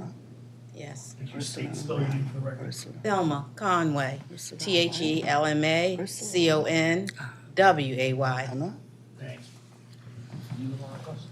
Good afternoon, Ms. Conway. I cannot use the bus stop that's right there in front of the church because of crime. Something has to be done about that. They're coming down from the back part, and that's not good. Basically, I do not want that garage to go up. If they can get into their house, the church, they can get into the back structure, like the gentleman was saying. Anything that's valuable there, they will take. And the crime has increased. It was a quiet area. But so your understanding and experience is that crime is only increasing as to the applicant's property? Yes. Okay. And so if you were the applicant, would you take measures to try to decrease that criminal activity or secure things better or more? They have a whole big building. That's a big building on that corner. They can conceal stuff inside the house in which they will still be able to get into. Okay. Which is happening So now. if they build the back area, So what would you say is a solution to this activity that has increased? store the stuff inside their own place. Well, they've indicated the place is being broken into. And they're going to break in to whatever they build. And plus, it obstructs the vision. I can't get the plans for the structure. So the two biggest complaints I'm hearing is that you guys believe it will attract more potential thieves, and two, it will reduce public safety because it'll affect visibility to the rear of your properties. Those are the two issues related to the garage. Yeah. Okay. Safety. Okay. Anyone else? Have you been sworn? Yes, I've been sworn. Okay. You can swear me again. No, we don't need to do that. Okay. I need your name for the record, sir. Walter McLean, you know. And Miss- Okay, yes. Yeah, see? And Mr. McLean, just to help you with the help with the process, if you have any testimony, make sure it's something that hasn't already been said. Okay. Okay. And I know Because it doesn't matter if other people say it, we count it if it's just heard one I time. understand that. Okay. But the thing is, with that area there, what it would be is to be blindsided. You wouldn't want to be blindsided by nothing at all. As far as you speaking on, would it help the area or not? It wouldn't, because it's where a lot of this stuff is coming from, you know. Putting the trash out, bringing the rats. The trash can that the city set out for the bus stop is being taken by Go back to the building. church, church. And not saying that you don't want to change or can't change, but when you wasn't raised that way, it's just hard. And a lot of the people that's coming for the donations that they are racking up is the ones that with addictions, urinating across the place, and it's not being respectable. You know, I'm quite sure some of the things that pictures wanted to show you that you don't want to see, if you saw them, you would probably be like, oh my God. Right. Right, but that's still not before Yeah, us. yeah. What is before us is the structure and the impact, if any, And I to understand you all. that. And that's I'm what I want to totally hear. against it. I got that. So even with the structure, he did mention a very valid point, if I may. Quite often, sometimes people will use that as a bathroom, men often. I've seen one female do it. With that obstruction, that's a cover-up, so you can feel free to use it as a toilet. We don't need that. We're not trying to degrade the neighborhood. We're trying to bring it up. I mean, the young lady who spoke, she lives a block over. We all grew up in the neighborhood. It's okay to help, but there's a way to do everything. You don't build them up and tear us down at the same time. I'm totally against that. We got it. All right. Any other testimony from anyone who we haven't heard from? All right. Thank you. Ma'am? Yeah. Any responses to these issues, in particular, the concern about obstructing Yeah. safety issues? 지금 여기서 물어보는 게 지금 말한 거에 대답하고 제일 중요한 거는 그 이제 보는 거, 그냥 보는 거, 도둑도 마찬가지로는 자꾸 이 사람들이 말한 거는 그 빌딩이 있음으로써 자기네 시야를 좁힌다는 건데 그거 먼저 말하고 그다음. 오케이. 시야 좁히는 거는 걱정 안 해도 돼. 올해는 1층까지 짓고 그리고 얘네들은 거기에 안 살아요. First of all, the addition is only a first floor level, so you shouldn't completely block their view. Nobody living there. And I know maybe Mr. McLean had a place since 1962, but she noticed there's only one sister living there, and they don't really live there. Nobody living. I hear you saying nobody lives there. Only her sister. Sister만 산다는데. Yeah. They don't live there. Sometimes they busy. Sometimes Visitor sister. Yeah, just to but they don't live one there. time, 2 times, and the short time 1 hour is they Just live visit. and they live. Just visit. It's okay. We don't. That's we don't need okay. to know That's about not. it. That's not important. 그런 거는 상관없어. 그런 건 상관없어. It doesn't matter. 그 스토리지만 No. 말해. No. 너 스토리지만 말해야 돼. 야, 그리고 또 보여줬어요. 파킹 우리 잘못한 거. 아니 파킹은 저기서 상관없다고 그랬어. Nothing about parking. She wants to talk about parking, so don't talk about parking. 도둑 들어오는 거. 네, 자기네 거기 뚫고 들어온다고. I wanna talking to experience. They worry of the future. Understood. Yeah, future. But my future is really good. So I have experience. When I bring, it's a beginning, it's 70 years ago, it's a Baltimore homeless people come to it's my home. They got everything, still my staff. 3 years I hardship time. But now it's after 7 years, they have a job. When I give to the staff, they didn't stop. Everything good. When I went to homeless people, it's a nighttime, every week 2 times, the cover blanket. It's really dirty. 7 years ago when I went to Baltimore, oh my goodness, all people, Baltimore is no homeless people, a lot. But now, not many. The Baltimore City make is a program, really good. And when I went to Pennsylvania Avenue provider, is Corona time I beginning. They everywhere is dirty. Well, when I clean up, Do now you it's understand? okay. Do you understand your neighbor's concerns So, about obstructing yeah. the view? And so you've talked about how it only. Future, I know. It's when I provide outside. So it sounds so. Hold on, just a second. Yeah. So just so that we all are on the same page, I know that you may want to respond to everything that they said. Yeah. But we have to narrow our focus. That's what we told them as well. It sounds like there's lots of different points of conflict, but we're here today just to talk about the garage. Okay. And so my question to you is,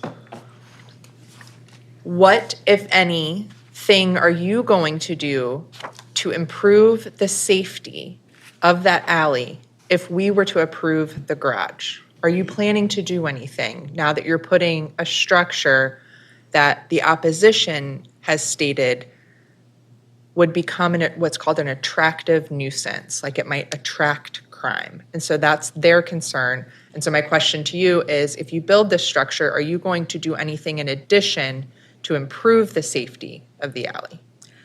그러니까는 뭐 딴 거 다 얘기 제쳐놓고 일단 그 건물 짓는 거에 대해서만 얘기하고 저 사람들은 막 이런 얘기 저런 얘기 쥐 얘기 막 했지만 그런 얘기 다 제쳐놓고 그 건물 짓으로서 무슨 불편함이 있냐. 그러니까 그 불편함은 우리가 보지 못하고 더 위험하고 잘 보지 못하니까 근데 그거는 말 잘한 거예요. 그 1층만 되니까. 그래서 그 사람들의 근데- 걱정을 어떻게 덜어줄 거냐, 뭐를 할 거냐. 도둑 안 들어와요. 지금까지 도둑 맞은 거, 우리 때문에 도둑 맞은 거 물어봐요. 없어요. 아니, 그러니까는 그걸 막으니까는 이제 도둑이 더 들어오는데, okay, she was just saying that they were never burglarized because we were there. It's only us who've been burglarized. Understood. Yeah. No. And They also, said that. Understood. yeah, That's what they've said too. Not interesting. Their Sure. house. We've got to reel it in and we've got to move on. right, exactly. So- yeah. Question. Yes. Would you be willing to put additional lighting on Definitely. top or around the garage and 더- security cameras? We want to 더 불을 저기 놓을 거네요. Yes, we Of would course. want to. And then More lighting. 그리고 저거 할 거예요. 사이렌 소리. And we're gonna put the siren 어떻게? Some kind of noise making. Somebody 들어오면 왜 소리 나는 거? Oh, 폴리스만 that's just 들어오는 거. for the interior. When they try to break in, they're gonna Alarm, install the yeah. the sound alarm. So I would say the opposition's concerns are valid, and that building the structure would create sort of a more hidden space. I think particularly when we're talking about defecation, I've seen examples of that when you start to close off the visibility of an alley. But they have a gate too. Sure.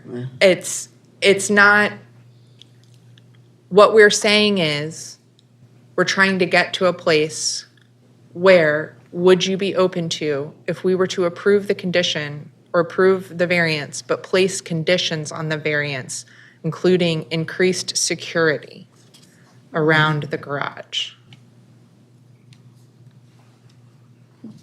그러니까는 이제 저 사람도 걱정하는 게 이해되니까 만약에 그거를 짓게 된다면은 그거를 더 그 주위를 보호하기 위해서 뭔가 좀 더 안전한 장치를 하겠네요. Of course. Of course, for us. Okay. Yes. And Yes, neighborhood. you will agree to And, I increase promise- security. Yes. That's it. That's all we need to know. Yeah. Great. Of course. I'll just add too that the board doesn't need the applicant's permission to put any kind Okay. of condition on. So you can Great. put whatever condition you want. If you approve it, obviously. Okay. Have we heard enough about the threshold questions? The non-conforming structure of it all, Yeah, and the uniqueness. I don't know that we have. Yeah.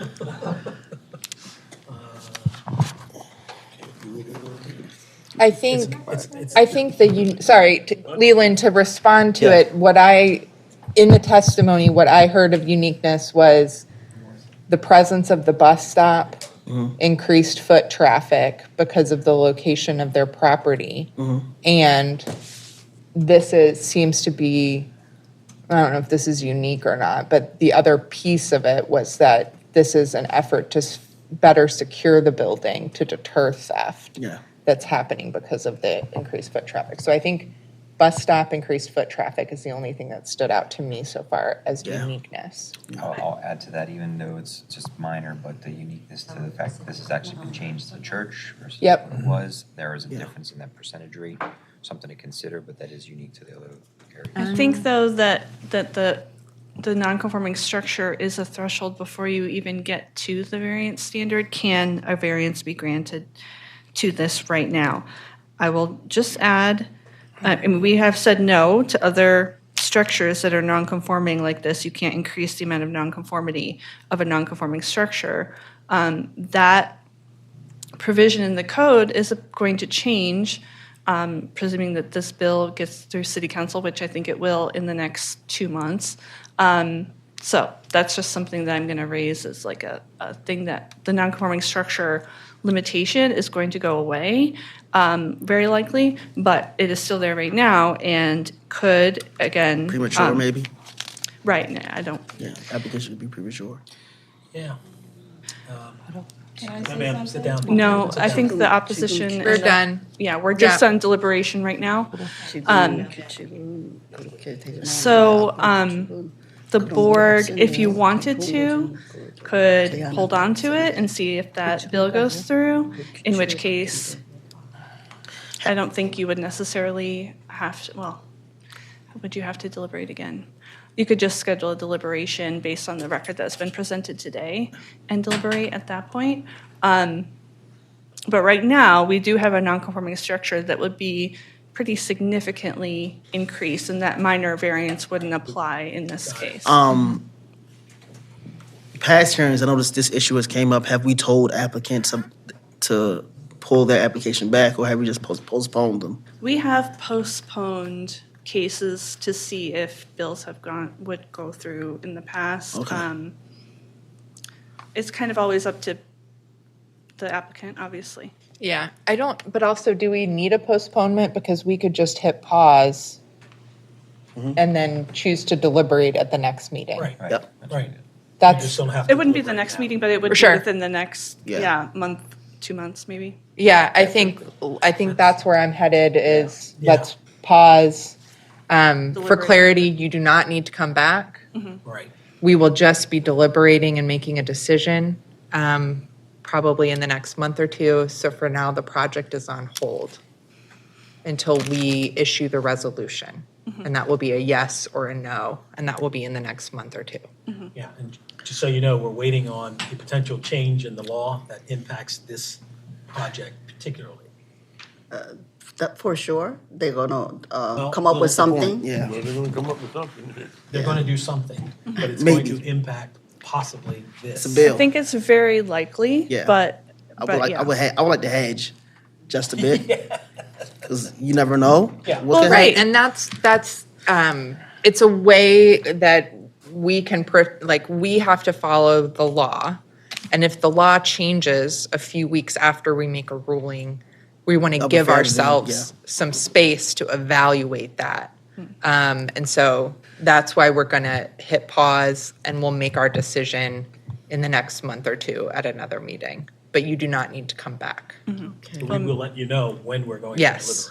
to deliberate. If it falls against us, how could we appeal that? Is it appealable? It is appealable. It's So appealable. once the resolution is issued, you'll get a copy of it, and you can either request reconsideration or you can appeal to the circuit court.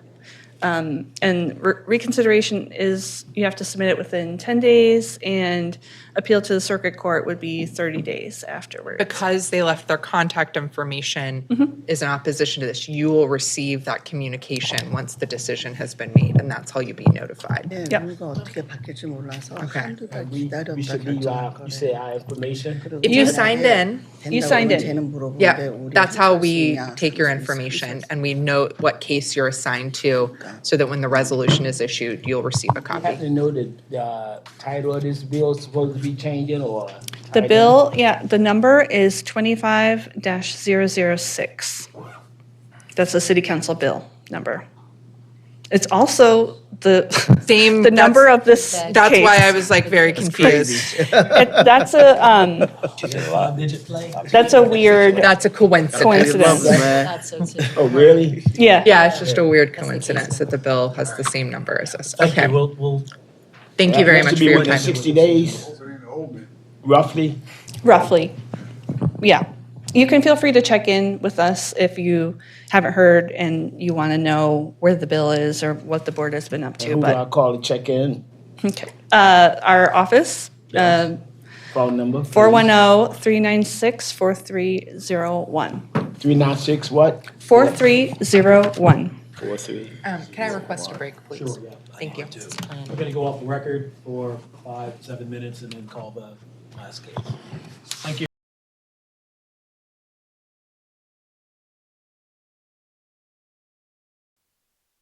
All right. Are we ready, folks? Back on the record here? All right. Mr. Chair, we're back on the record. So. Well, I'm not. Mr. Chair, this is serious business. Now we're on the record. Welcome. All right. So we're going to call case number APL 25002, 3610 Roland Avenue, R6 zoning district. Mr. Hoffberger, our guest, as well as his guests. This is a request to use portion of the basement and first floor as retail goods establishment, first, second, and third floor as dwellings, multifamily, 2 dwelling units, requiring conditional use and confirmation of non-conforming density. Welcome. Let's get folks sworn who haven't been sworn. Please to testify, please raise your right hand. Do you swear or affirm under the penalty of perjury that the testimony about to give will be the truth? I do. And state your name for the record. Brandon, B-R-A-N-D-O-N. Last name is Hidalgo. It's H-I-D as in David, A-L-G-O. All right, I'll hear from staff and planning. Okay. The request is for a conditional use retail goods establishment, or a deli in this case, as a neighborhood commercial establishment. This property has a long history of being used for non-residential purposes, so it is possible for the board to approve retail goods here. The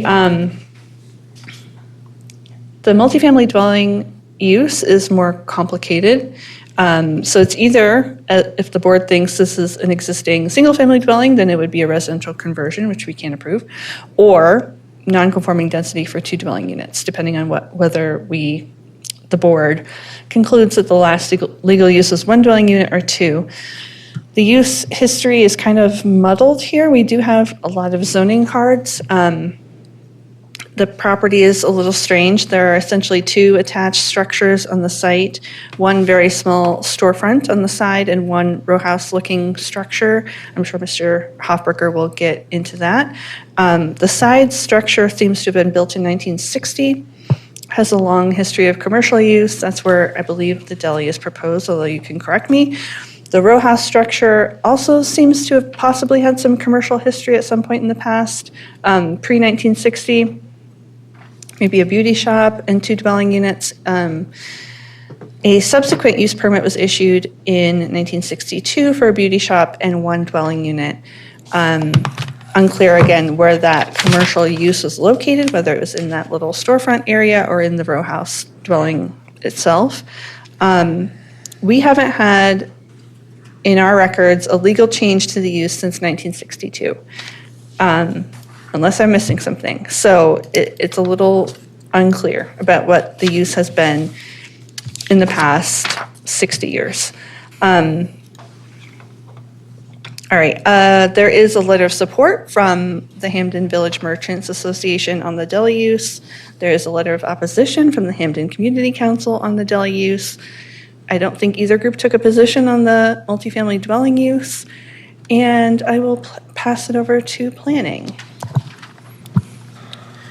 So for this appeal, the neighborhood commercial is pretty cut and dry. There's a long history of non-residential uses there. As far as the nonconformity, planning has no objection so long as the applicant demonstrates to the board that this is confirmation of a non-conforming density and not a conversion of an existing single-family house, which wouldn't be approvable. Okay. She said. I'm going to. Okay. Yeah, I got you. Okay.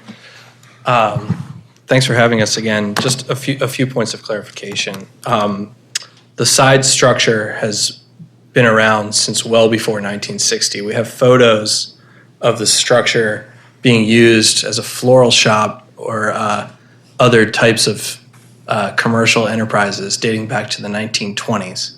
The property itself or the structure itself, it's really one structure that has this sidecar second space that has a commercial use. And so we just want to clarify on that. The other point of clarification, just in fairness, is that the Hampden Community Council has voted to oppose the entire application. The rules of evidence don't apply here, but I don't want to speak for them necessarily, but my understanding is that they did vote to approve they voted in support of the conditional use and against the density. And so because it was one application, they didn't have full support, but the letter does not explain anything, it just says they oppose. So that said, the final thing before I get into our spiel is that this has been considered kind of a justification of non-conforming density, but I'd like to take a more expansive view of the project here and really frame it as a matter of, is this a single-family dwelling or is this a mixed-use property? And I'll get into that in a minute. So what we have here is a 3-story building that appears to be separated into 2 parts. The property is the largest property on the block, but it's also the shortest property on the block because it's the widest property on the block. It's a 25-foot wide property. And about 15 of those feet, in terms of width, are consumed by what has long been a residential portion of the property, used as a residential portion. The property was used as a single-family home for a long time, and then in 1960, it became 2 units, and then in 1962, it became 1 unit. And 1 residential unit, and it had a commercial operation throughout. Since 1960, for a long time, it was owned by one woman who you all purchased it from, right? Since Okay. 1962. Since 1962, it had run as a beauty shop for many, many years. The residential portion does have 2 kitchens that are sort of a remnant of the two units. And then this on the 10-foot wide commercial space. It has a history of being a pet store and beauty shop and floral shop, things like that. Can I interrupt for 1 second? Yeah. So when you talk about the beauty shop use, that is exclusively in the little side structure, correct? Yeah, we don't know of a recorded use of the In the other main structure in the main. Yeah, the main. Okay. Right. And we'll call it portions because You're saying it's one? it is one structure, and it's important to our argument that it's one structure as well. It's helpful to get that because of the cards are so Yes. unclear in my. Right. And we certainly spent more time analyzing what that language was than you probably have time to do, for sure. So the primary proposal that's on the table here is to use the smaller portion as a deli under the neighborhood commercial establishment provision, which allows retail goods establishments. Delis are included in a retail establishment.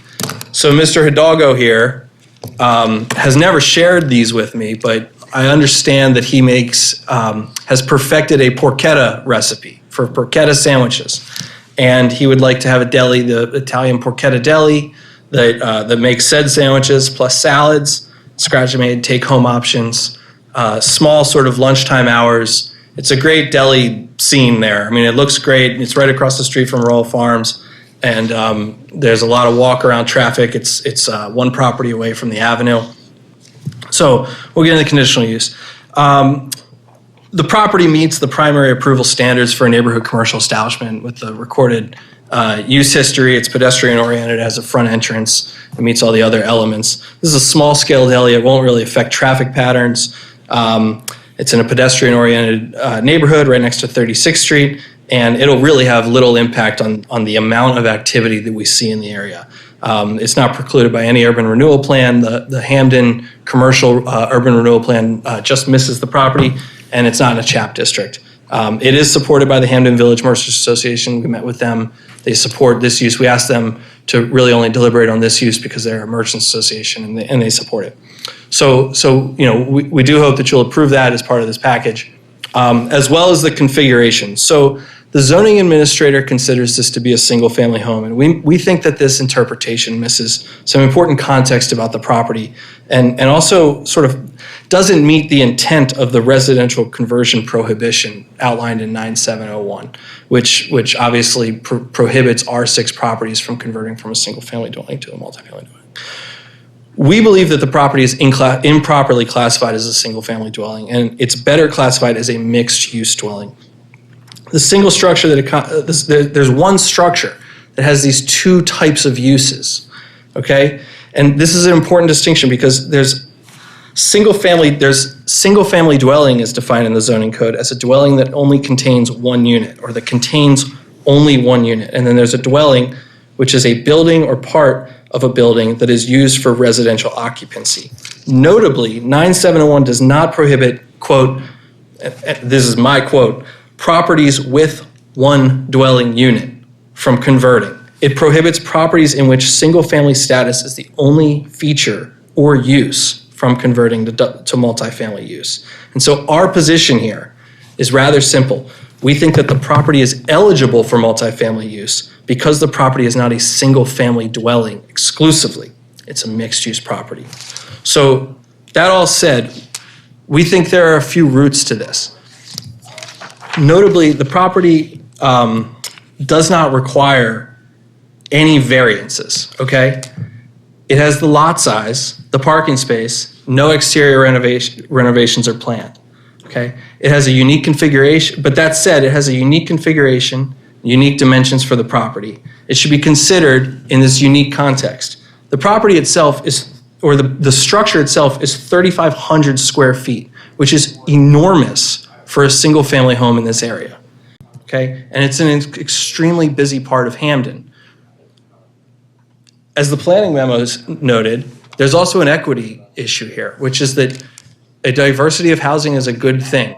And while it's unlikely that anybody would really want to live in a 3,500 square foot house that needs to be completely restored because the previous owner didn't do any work over 60 years of ownership, restoring it for two apartment units that are 1,500 square feet would much more fit the needs and the mission of multifamily use.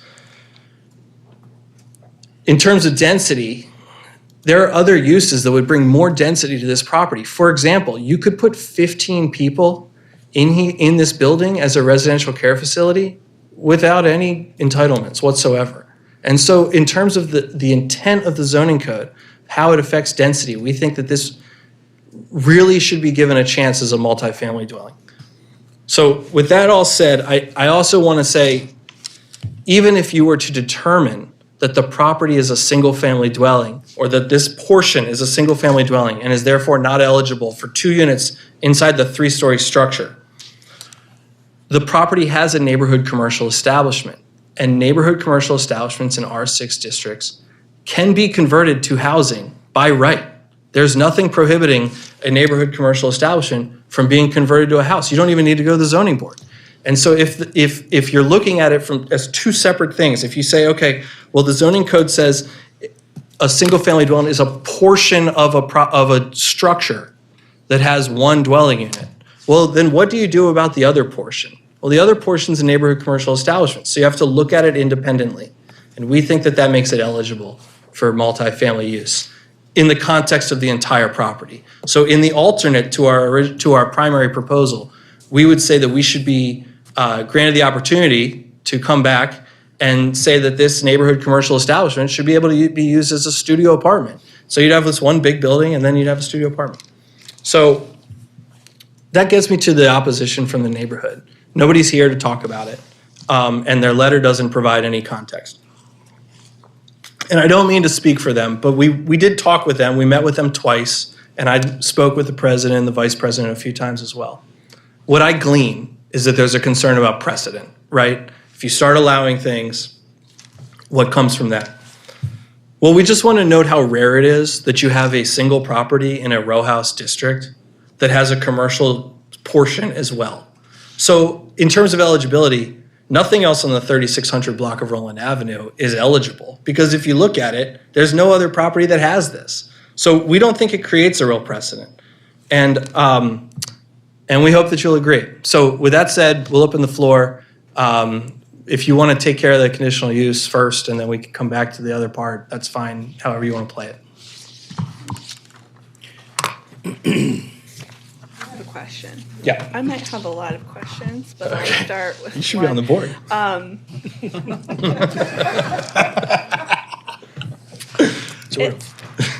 was trying to find a citation for something you said at the beginning. So I'm just looking back through your memo, where you say that the section, okay, sorry.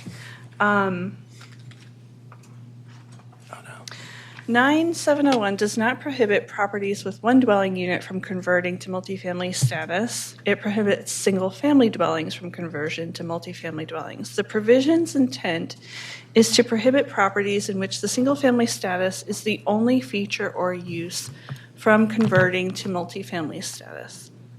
I'm wondering where you got that intent, where you divined the legislative intent there. Can't cite that. Got to credit Al. Oh, Al. It would be nice if Eric was here, I think, to speak to that. Okay. Wow. A citation to the mind of Al Berry is a new one for me. Okay.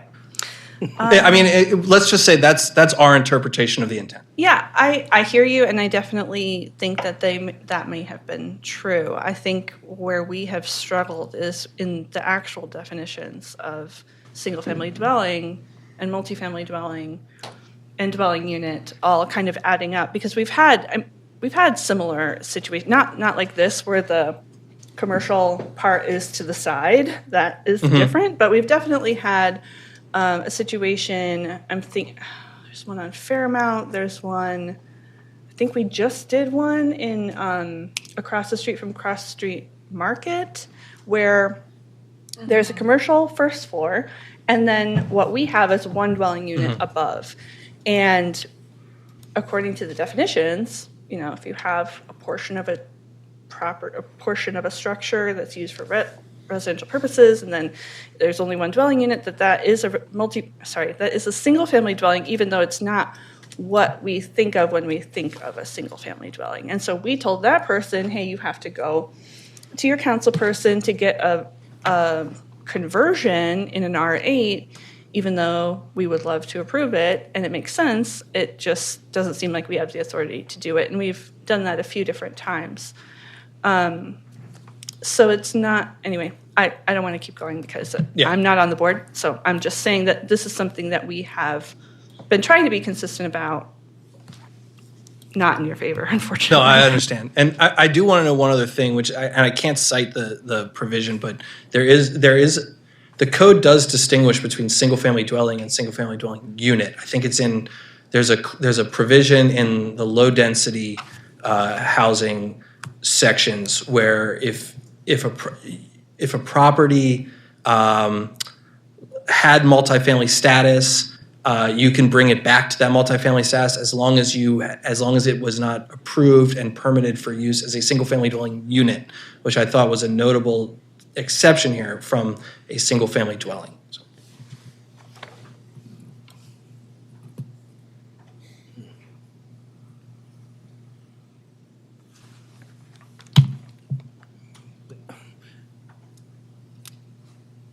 proceeding with another question? No, no, not right now. No. I'm finding them enlightening. I don't mean to dissuade. I mean, I think this is the kind of situation that we face over and over and over again, where something seems reasonable, and then the specific way that the definitions are written seems to get in the way. And I'm not trying to make conclusions for the board. I try very hard to make sure that my opinions are separate from the board's opinions. So it's frustrating because, as you know, City Council does not like to change the code, even when we ask them to, although they're getting better at it. Well, figure out what I need to ask.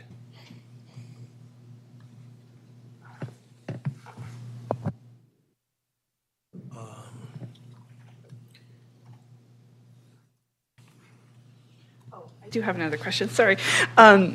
So you were saying that, and I may not have been completely following, so that you could convert part of the, let's call it the row house portion, to a commercial use, and then from there convert it to a dwelling unit? What I was saying in that instance was that the portion that has a history of commercial use is eligible as a neighborhood commercial establishment. Definitely. And neighborhood commercial establishments can be converted to residential use. Yeah.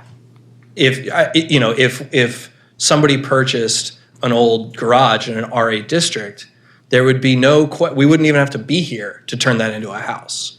And so in that sense, if you're looking at these as truly two separate things, then we need to truly consider them as two separate things. And that might require we come up here a second time because, our plans don't conform to that. But we want to talk about that here too, because it's a relevant issue. This is not a single family home. There's far more going on.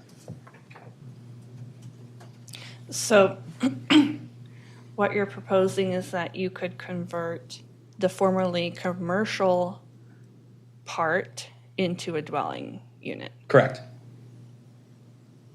Yeah, that's where I kind of need clarity. So the way I'm looking at it is in the structure, you have the white side that was commercial, and then there's also a history of commercial use in the row house based on There's no history of commercial. No, not in the row house. It was unclear, right. It was unclear from the zoning cards when they were talking about first floor, which structure they were talking about, and especially because from our records, something was built in 1960, and I don't. Well, so there is an addition onto the smaller portion that builds out onto the front, and that's the thing that got rescinded. It got revoked here. It went up to circuit court. It came back, and right. So this seems so small that how could there have been an addition onto the front of the side portion? It's they wanted to add on to the front. I mean, you can see that there's a separation of brick from wood paneling that goes on, and that was done in the 60s. Maybe like a carriage house or something, and then they put like a. Well, it was always a commercial unit. They just, I don't know, they wanted more space, or they thought it would look better as a commercial, more of a storefront. So that was an addition to the existing commercial little. Right, and that encroached into the front yard setback, which is why it was here. Yeah, and if you go back to the 1927 picture, that actually shows, it looks like they bumped it out to equal the size, the front of facade of the house. That was it. So it looked like it had two steps going in, and then they bumped it out a couple of feet. And that's the only thing you can see from the pictures. I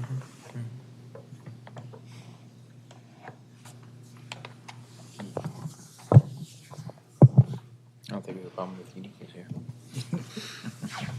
I don't think it's important anyways. You said that you can have 2 dwelling units on this lot by right.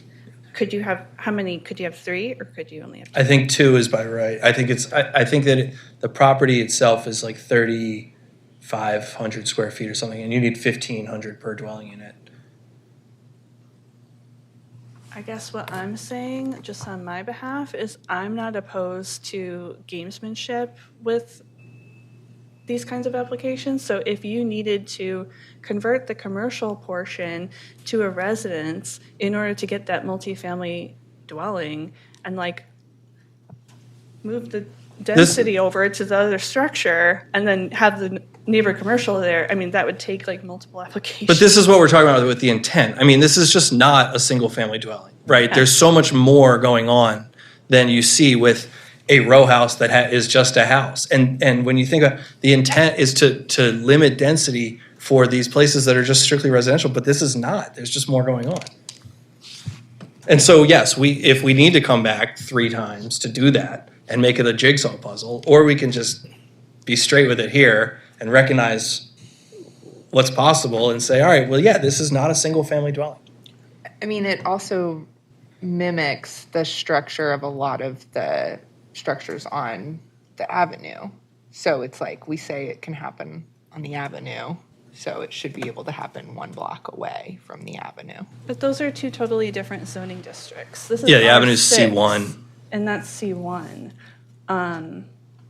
So R6 is one of those zoning districts that some council people like to use strategically to limit density because of how much more stringent the standards are than R7.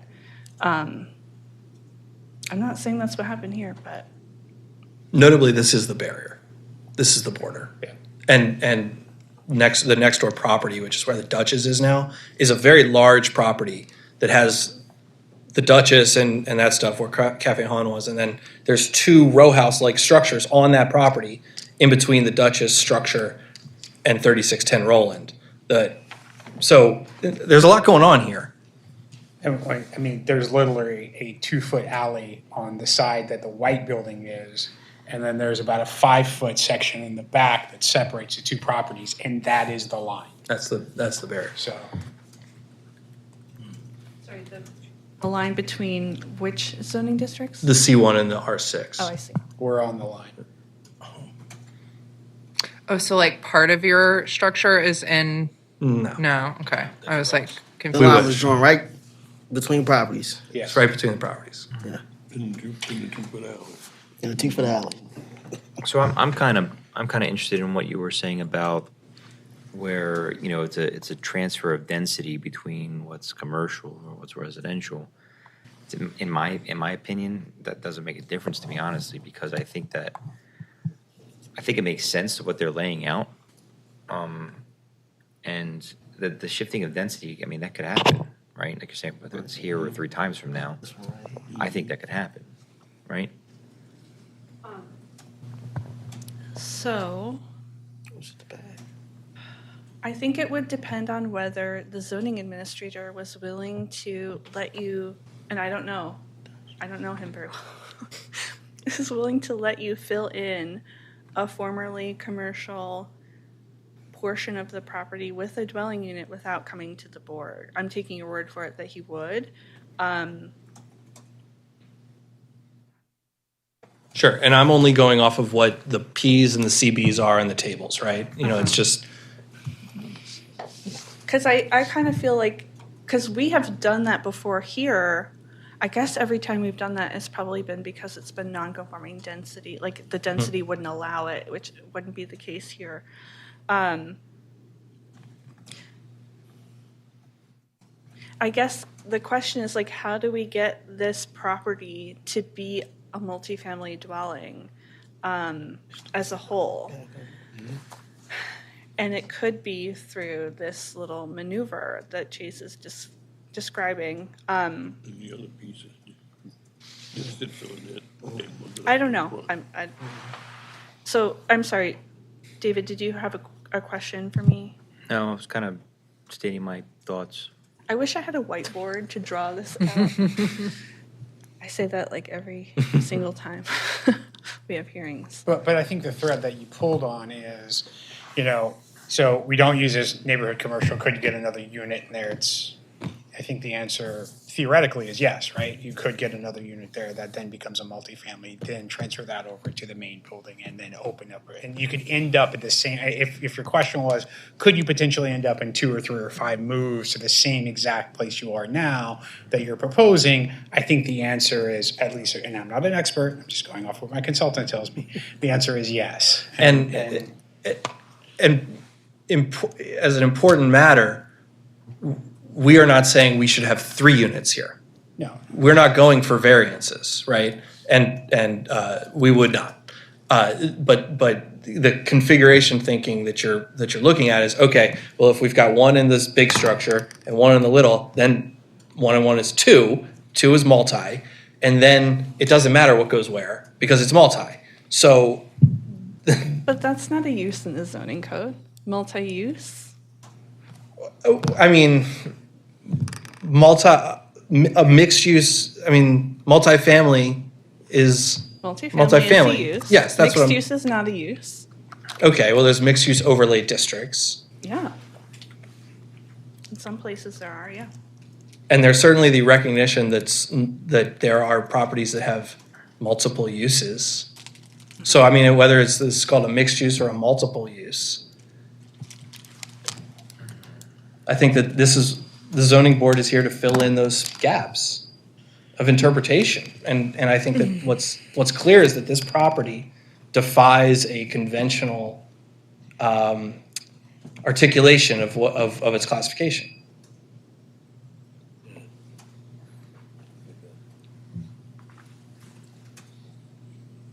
I will always let the board make its determination in any case. What I am thinking about is if Adam Carballo were sitting in the back of the room we have denied one of his clients. Oh, that's why I told him to leave. Would I be able to look Adam Carballo in the eye and be like, this is fine. What we did 2 years ago for your client was also correct. Well, if you look, he drew these plans. Yeah. He's a client. He's our architect, Yeah. so. He's going to know now. He's been here the whole way. He's learned. He's pretty good.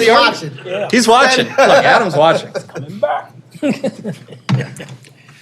Never be able to look him in the eye. It's I will unclear if Adam would raise a concern since he is.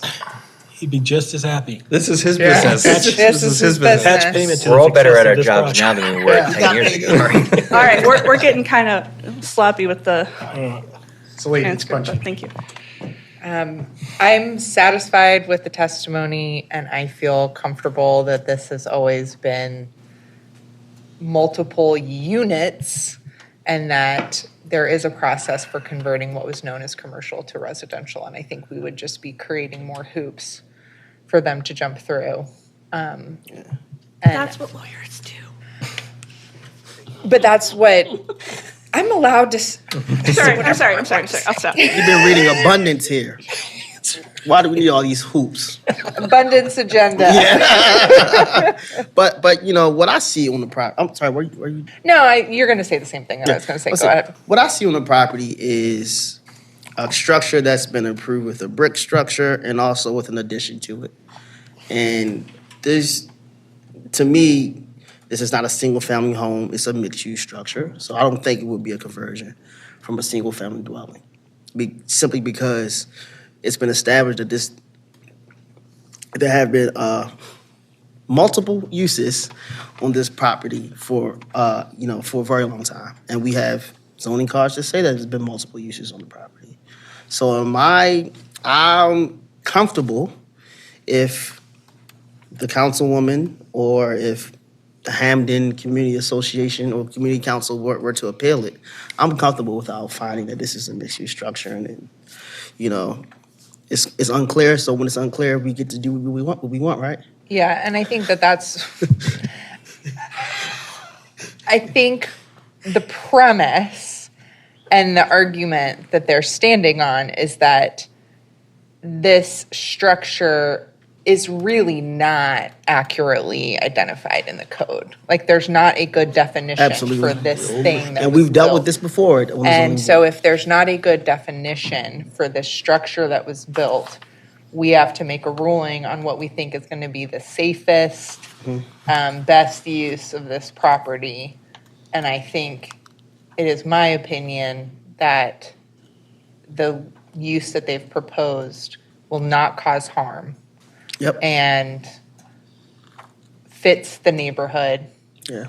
And since it is unclear Yep. whether or not, like, what it is labeled as, because the structure itself, both in look and use, is different. I'm fine with approving, and when we're ready to move to a vote, I would be a yes. Me too.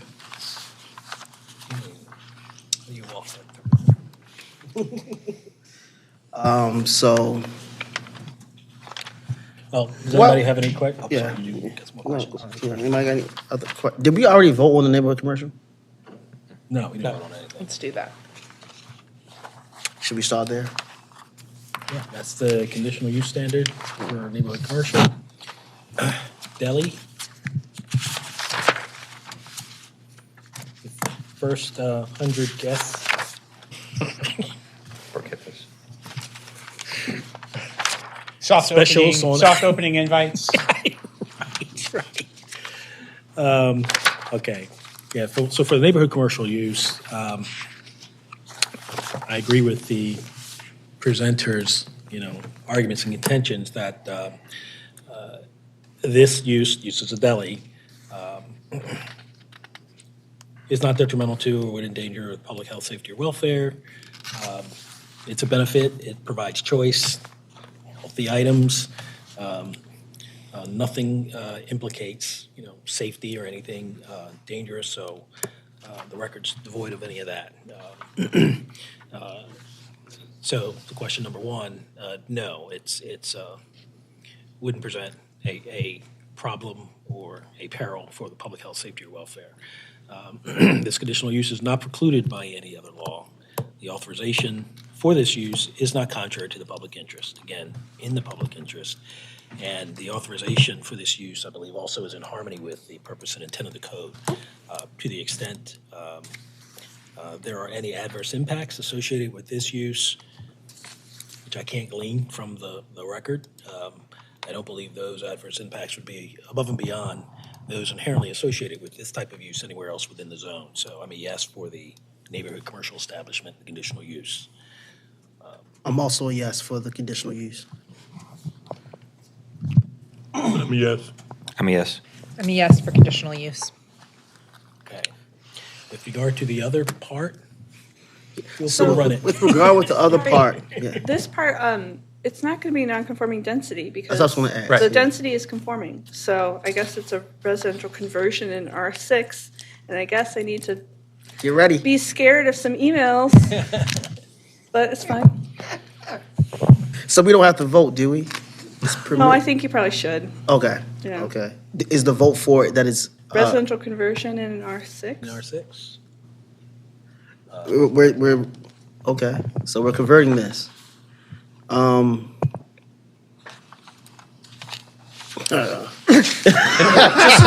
Just for clarity, are you saying that because that's the language that was in the? That's why my application said confirm the density.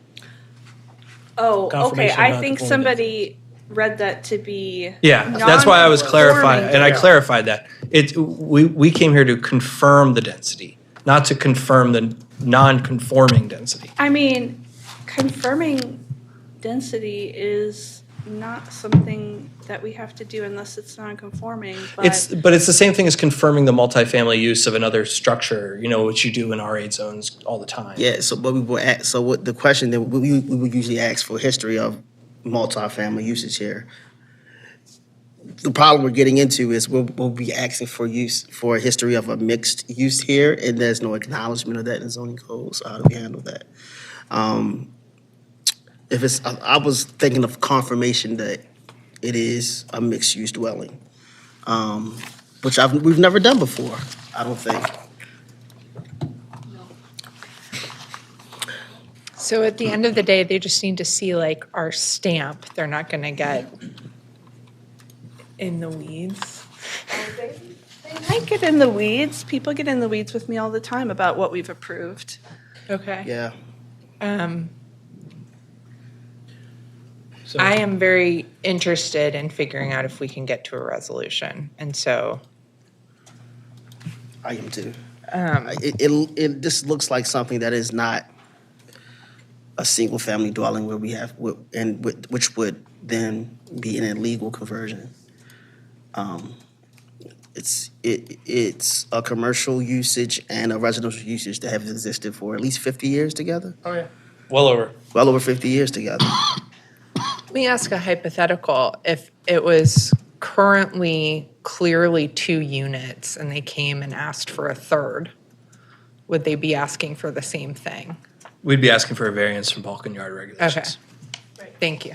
Right, because I feel like if it were currently 2 units according to the land use card, we wouldn't even need to do anything because it would be conforming density. So we wouldn't even see it.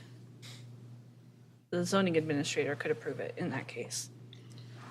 And not that it really matters, but it's all metered separately. Separate plumbing, separate meters. It already exists on the property.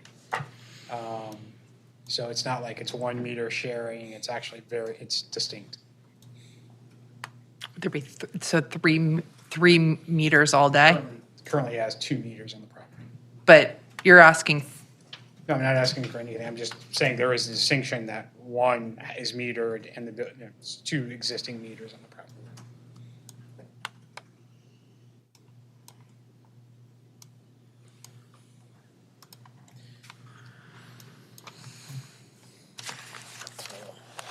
I'm enjoying reading the sale and bronzing of novelties. This is where people's. At one point, they Baby wanted to shoes. keep 10 dogs in the basement. They said, got told no. In the 1950s, you could go there to get your baby shoes bronzed.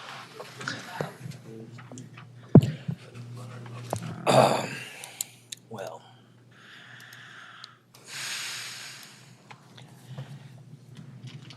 I mean, do we have another option other than calling it mixed use in order to get to the end result? We will have to acknowledge, we have to acknowledge that it's not single family Right. dwelling. Anything We have other to than do single that. I think that's pretty straightforward. Yeah, we have to do that. Yeah. Is there agreement on the board that this is not a single family dwelling? Yes. Yeah. I agree. Yes. Yes. And there's no, it's mixed use.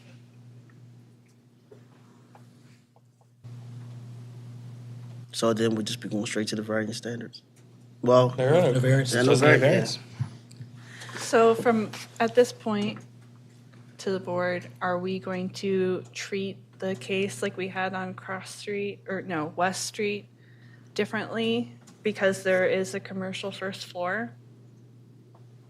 And say that it's not a residential conversion to convert a single family above a commercial to 2 units? Because we just, like I said, we just told that guy So let me 4 weeks ago. Because this is a little confusing, let me just sort of talk through. So if you were to show me this picture, you didn't have, and you could say there was an apartment in the little white building, and then there was an apartment in the row house structure next year. There's 2 units. Mm-hmm. And we would be going from 2 to 3 units, essentially. Or you could go, if you say there was 2 apartments in the larger building, and, because it's almost like because if this was residential, and I owned the building and I wanted to make it a deli, used to be an apartment, I bought it, I want to make it a deli, but it has a history of commercial use, so that's something that we can approve. And then we're just, like, am I getting us back to the same place? Or, because I'm trying to look at it as like,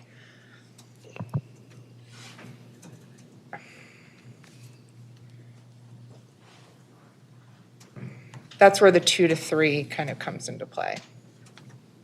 Is it 2 to 3 or is it?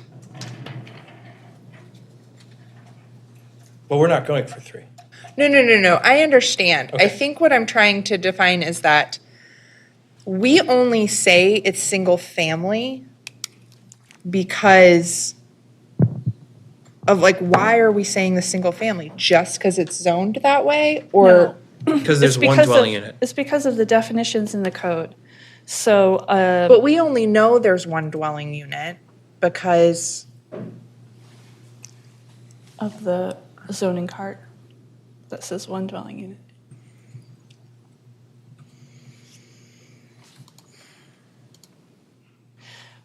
I think we can agree that the term single-family dwelling is not what we think of when we see a portion of a structure that is used for one dwelling unit only. But the way that we've interpreted it in the past, I can read the definitions, but a dwelling is a building or part of a building used for residential purposes, and a single-family dwelling is a dwelling with one dwelling unit in it. So the fact that we have this colloquial idea of what a single-family dwelling is not what's defined in the code.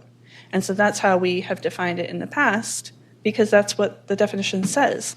Yeah, it's not. To Chase's point, maybe that wasn't the intent, but that's what they wrote in the code. And we don't have legislative intent. We have Al Berry thoughts, and that's not worth nothing. But we don't have legislative intent to say, this is what we meant when we said single-family dwelling. That's any different from the specific words that we have in the code that define it. So that is how we've tried to define it.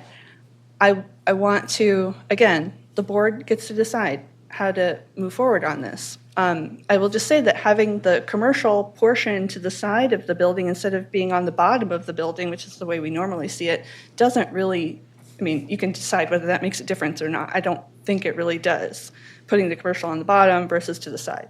So we have interpreted a first floor commercial with one dwelling unit above to be commercial with a single family dwelling above, because that is the way the definitions are written. And if we want to make a change to accommodate this understanding of it being mixed use, I know that Nate Predel has made this identical argument before, and we have said no. So again, don't tell Nate. You don't talk he's to Nate. at home watching Charm TV.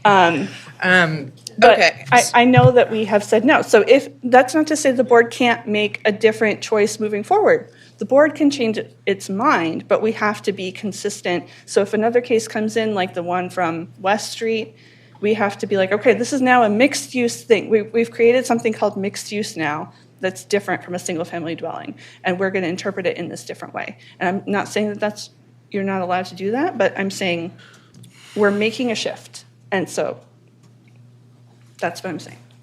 And I want to give Mr. Hofberger, I don't want to just say things that people can't respond to, because I don't want to be a bully here, but I just wanted to be clear about that.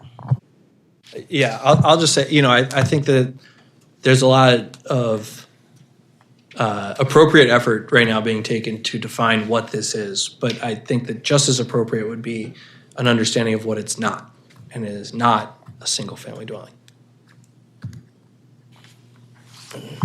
And so therefore, it's not subject to the prohibition by 9701.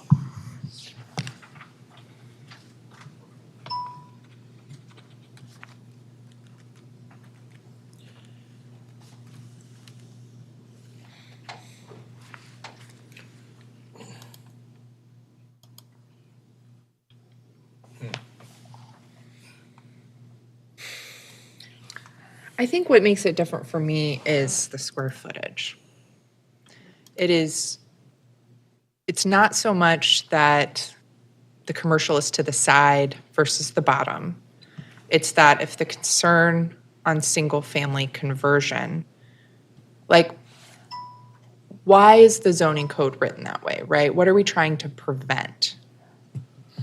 I think you're trying to prevent a situation where it's primarily, kind of similar where we have like office storage. It has to be a certain amount of storage. You don't want to get to a point where you're going to have, 2 stories of commercial space with a unit above it. I think there's a balance of what it is, but to the point of this conversation, mixed use, even though it's something we're creating, but in the building code, there is such things as mixed use. Mixed use is mixed use, right? If the zoning code specifies what, in this condition, where it can only be this amount of area can be dedicated to the commercial use as a maximum, then that's a different situation, but we don't have that in our zoning code. Other jurisdictions do, not ours.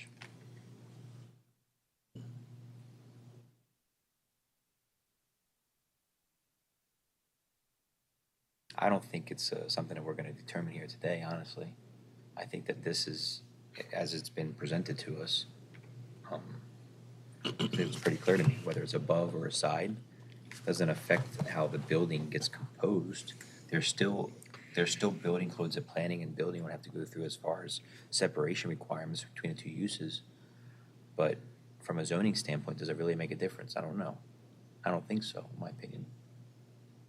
Even if you think of a residential situation, well, residential is above, well, how much of that residential is above? Because you have to get into the residential.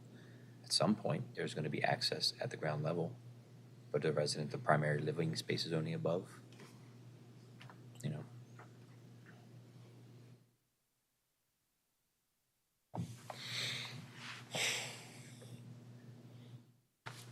I know where I stand.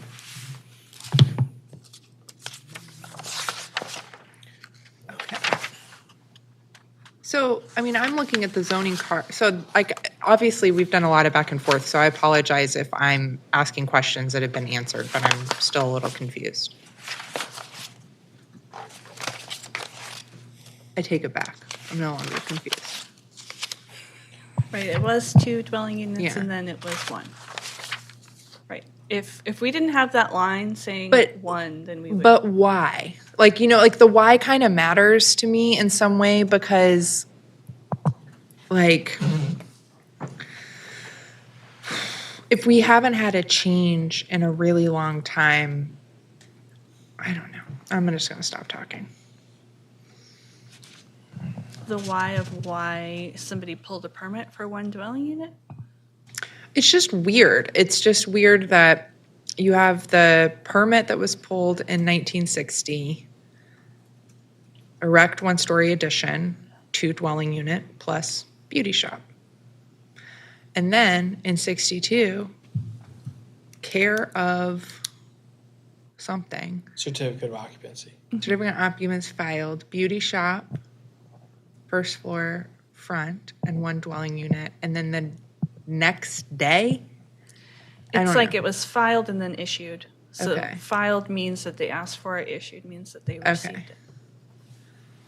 I think there are some reasons why people reduced the number of dwelling units. First of all, this was back in a time when the board could grant conversions, could increase density in places like R6. So people felt more comfortable going down and then going back up. I think Eric Tiso has told me this a few times, and I don't retain information. It's something to do with paying a lower amount of some sort of tax or fee or something. Yeah, that didn't apply here, but people will often, the easiest use permit to get is a single-family home. And so often if you have a vacant property, even if it had 3 units and you don't want to get citations, you go for a single family. But that didn't apply here. It's just somebody bought the property and there was multi-generational living. There were like 8 people living in this house for a long time. So that's the same year she purchased the property that we purchased it from. So she actually purchased the property in 1962. One of the reasons that there was a whole kitchen upstairs. There's still a kitchen upstairs if you look at the as-built drawings. She actually ended up raising, multiple generations of family in there. Her brother's kid. I mean, why was it changed that way? I don't think we'll ever know. Other than they probably did that to sell it, or it's around the exact same time she purchased that property in 1962. But you had multiple people, multiple families living on multiple floors anyway. It's just the way they raise their families. So.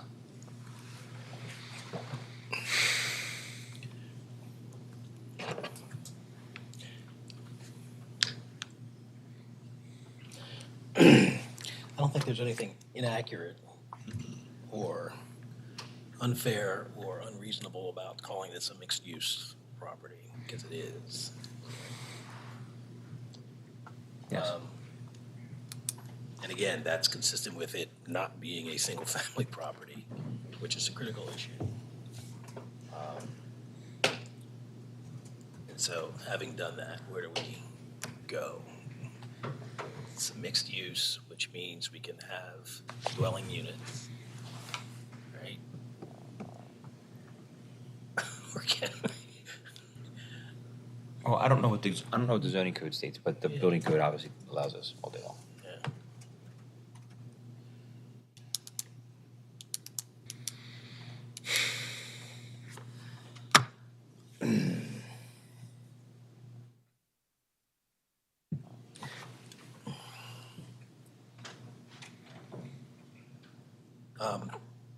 Ms. Witt, the way we have interpreted an odd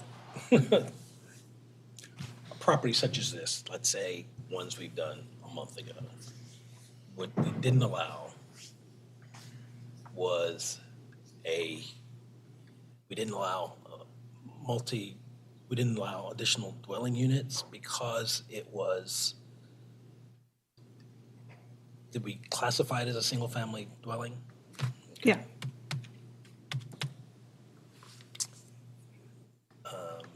And here, we wouldn't be, because it's not a single-family dwelling. Well, another thing that, I'm sorry to interrupt your thought here, but another thing that we also identify when it's single family or versus multifamily dwellings is the service that's getting provided. So we ask that a lot.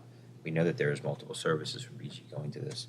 So at some point, even though it was multifamily, do 2 units down to 1 unit, there was always that commercial aspect to it, which always had 2 different services. I mean, that's something that I consider when I say this is clearly not single family to me. All right.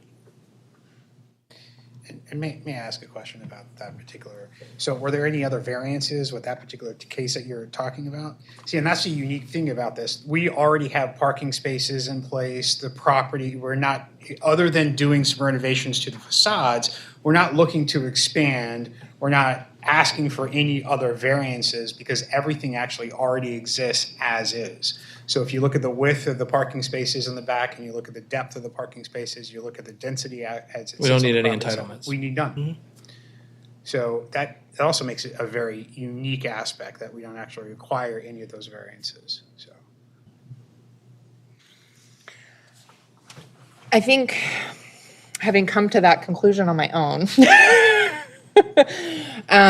no, but then I think what that makes it clear is that the legal wall that we try not, or the legal line that we try not to cross is make something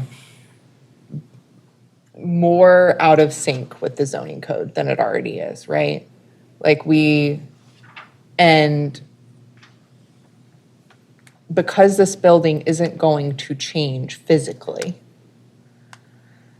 and if somebody else comes and tries to do, like, I think of the ones we've ruled on, if there were variances fairly consistently, I think that's where, to me, this is distinctly different, because we are not, even if we're just like, it appears that way, we're not making it more, I don't know, I'm so tired. I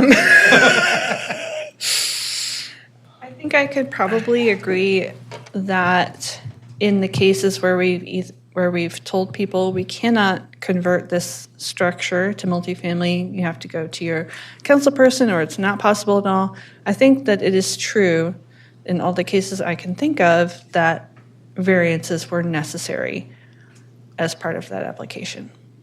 I don't know if that helps or not, but I think that is true. I'm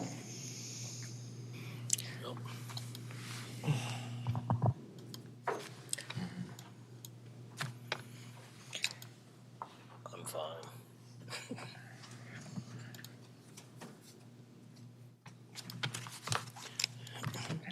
conditional use, yeah.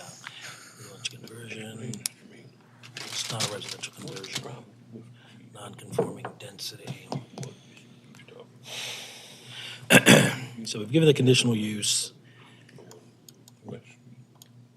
We are not calling this a conversion. We are confirming Business on the first floor. confirmation of non-conforming density. It's No, it's not conforming non-conforming. density. It's conforming density. Do you, Confirming conforming density. Confirming conforming density. Or confirming eligibility for multifamily status. do you have a question, Victor? Do you have a question? No, we were just getting clarification about the West Street case. The West Street case. I'm trying to figure out, I'm trying to detect the major difference between the two. Oh, yeah. The major difference between the two? I'll go with they required variances, this one doesn't. Yeah. I'll sleep okay. Yeah. The other question I had, until bumped out to be equal to the front of the building, it was, the part, the previous part was still attached to the building. It's always been attached. Yeah. Correct. They've both been covered by one address. That in itself told me right away, and I looked at the zoning cards, that was exactly what he's saying. There was a commercial use in a single-family building.